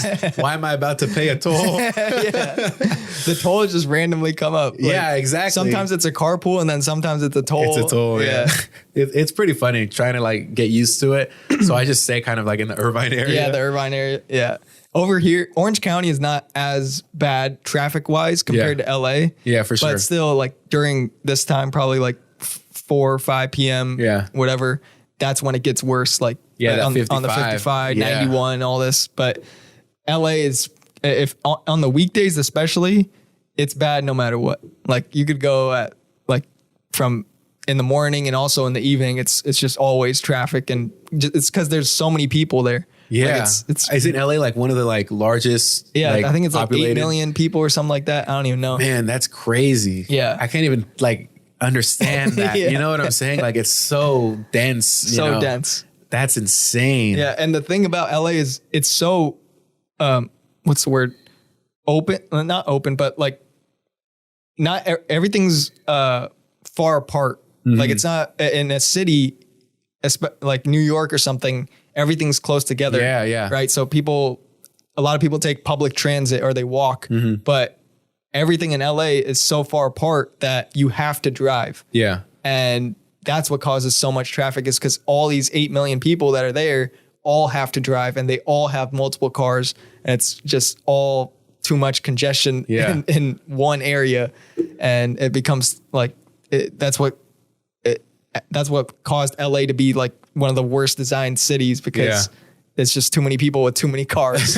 Yeah. Yeah. I think they have whole research teams like working on just traffic and how to fix the problem of traffic in LA. Yeah. Really, it boils down to people taking more public transit. Like there needs to be options for bikes and options for trains and like all the buses. bullet train. Yeah, like Japan, right? Like I don't know what country Japan it's in has Japan. it. Yeah. It's like quick transit, easy, and like it goes miles. Like I don't know how long it is, but it goes like, it's like a super fast train, obviously. It's called the bullet train. Yeah, bullet train. And it just gets you from point A to point B. And I feel like LA needs something like that. Or like I think Elon Musk was trying to, I don't know what he was trying to do. He was underground, trying to do, with the Boring Company.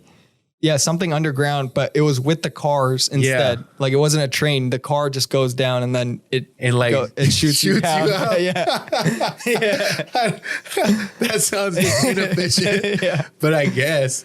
Then again, Elon Musk is like flying his plane everywhere. Yeah. He's out there flying. He's doing everything. But yeah, it can be solved in multiple ways, but it seems like government is usually slow. Like their way of calculating what decision to make is usually years. Indecisiveness. Yeah, indecisive. Yeah, like they're like, this community, we're gonna have to talk to them, and then we got to pay for this, and this. Like it's just it's too how much. Like the rich community out in like Newport, with the Irvine, what is it, the John Wayne Airport? Yeah, John Wayne Airport. I guess instead of, they can't fly over them when they leave, so they have to like super high I think it has to be a little bit higher than or I mean, probably not like completely up, not like that, but like for sure a little bit higher than normal, because they complain about it. Yeah. So every time I leave out of John Wayne, I'm like, oh my gosh, I feel it. I never really noticed it, but now that you mention it, it is kind of a more aggressive incline than other airports. Yeah, because I just never had been to an airport like that where they have to like do a little bit aggressive. Yeah. So everything's just been like smooth, because it's over water, especially in the Bay. Like when you leave, like you're leaving, like if you don't go up, like you're going into the water. But that whole like super high incline. Yeah. But once you go up, like especially during the daytime, you they like kind of take you out into the ocean and then turn around. That's scary. I don't know about the whole ocean thing. All right, I like looking at it and then seeing the whole beach. It's beautiful, like because you rarely get to see the world from that viewpoint, that vantage point. Yeah, I usually take flights at night. So. At night, you don't want to see anything. Yeah, I don't know, man.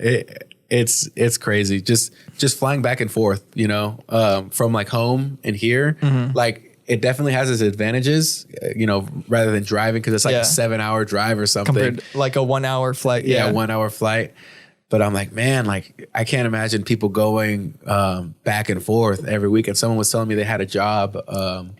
They were working for like a engineering company, and they had a job but they were going to school in Berkeley. It was like a professor. He came to do like a guest lecture, and he would fly, every week to Berkeley and back. To Berkeley and back, to Berkeley and back, to Berkeley and back.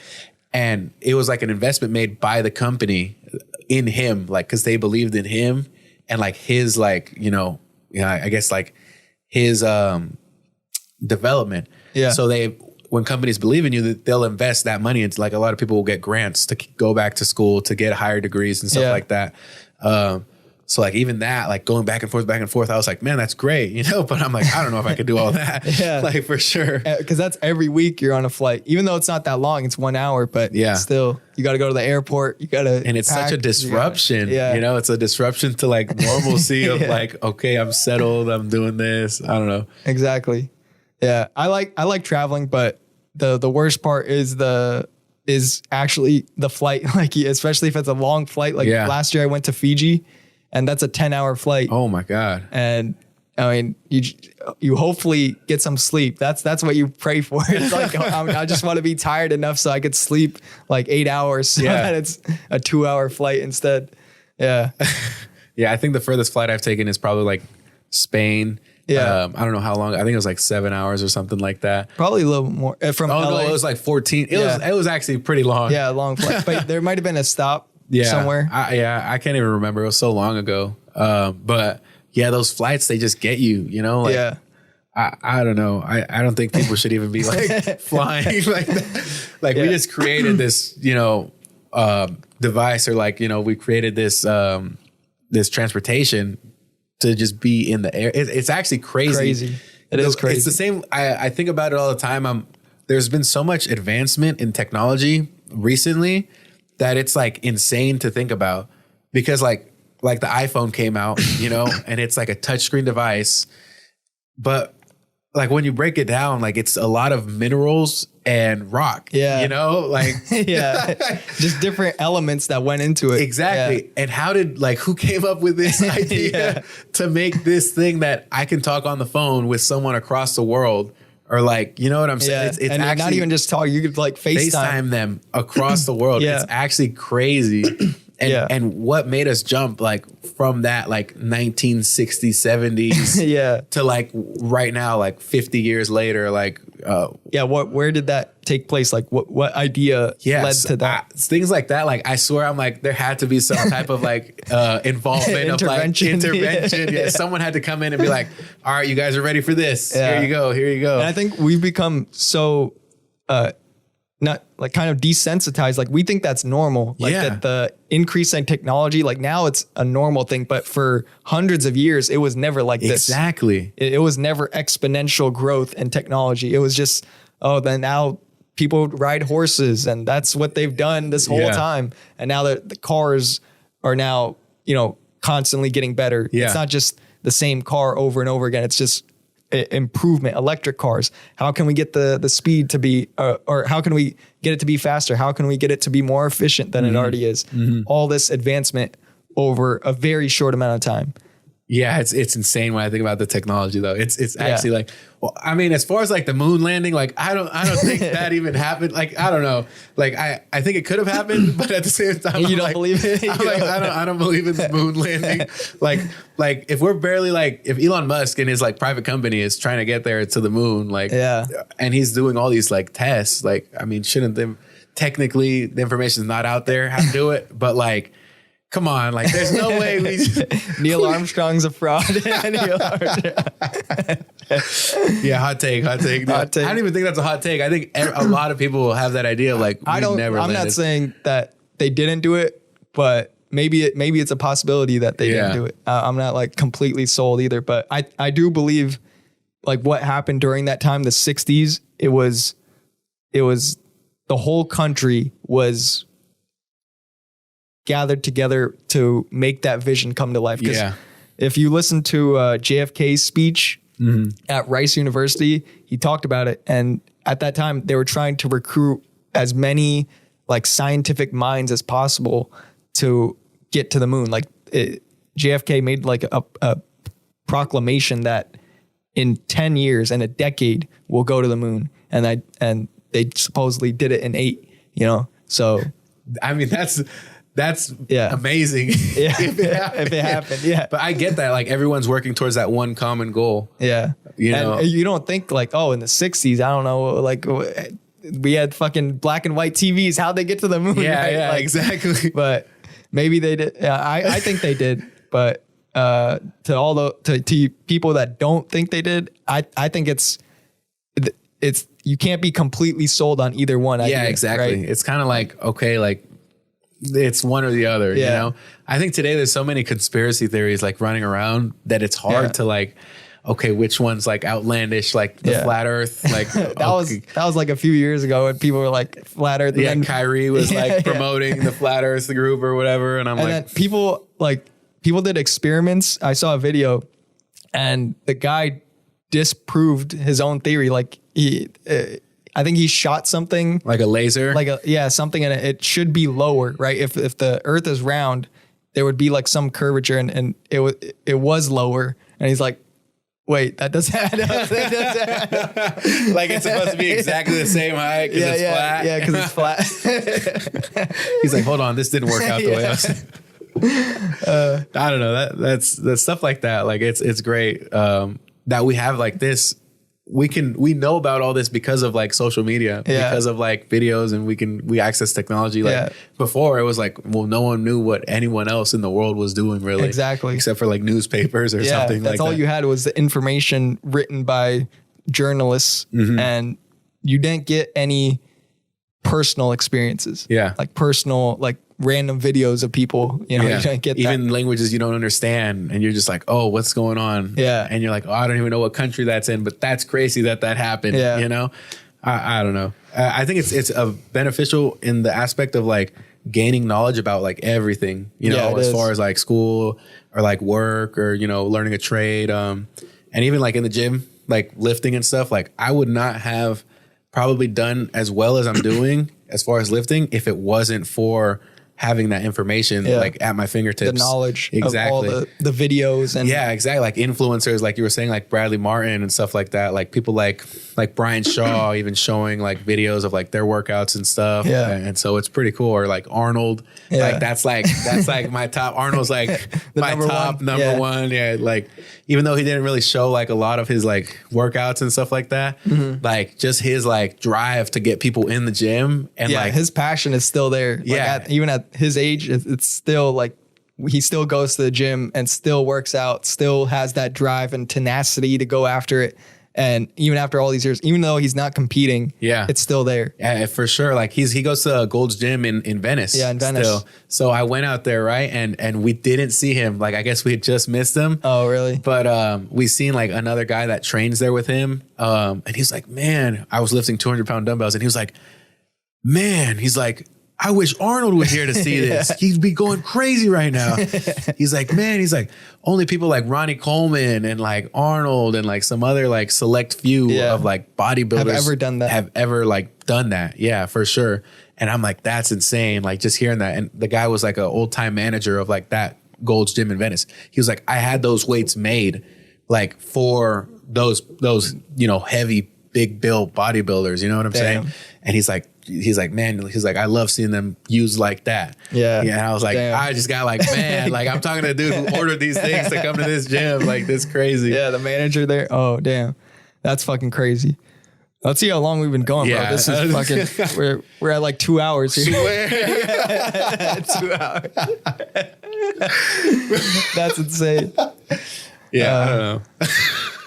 I could talk for a fucking long time. Yeah. Sure. I think, let's see, we should wrap it up, and it's getting close to like 4:35, but dude, it was fun having you here, bro. Yeah, for sure. This was so much fun. We talked about a lot, and I'm glad I was able to like learn more about your story and see everything that you've put into this and see how much more that you want to go towards. Yeah. Right. And good luck on that competition in 6 weeks, right? Yep. In July. I'm going to Vegas. It's going to be fun. Is it going to be live streamed? It might be live streamed. Live streamed. I'll go ahead and like get it to you and stuff like that. But I'll definitely watch it. All right, bro.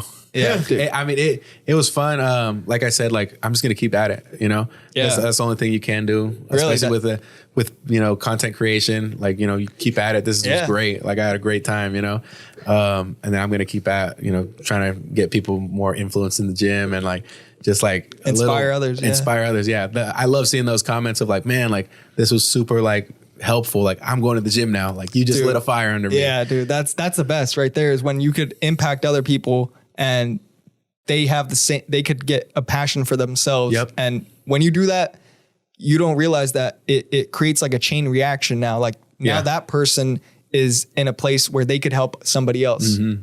And it's just a never ending growth chain of different people being impacted. And you can do it to people of all walks of life too. Like I have like a lot of older like men, like they're like 50s or 40s and they're like, bro, like you're insane. I'm like, well, you're older.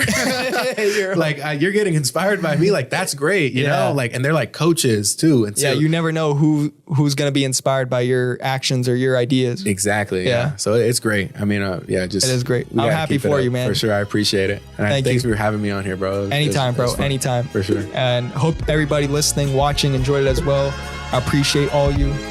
Peace.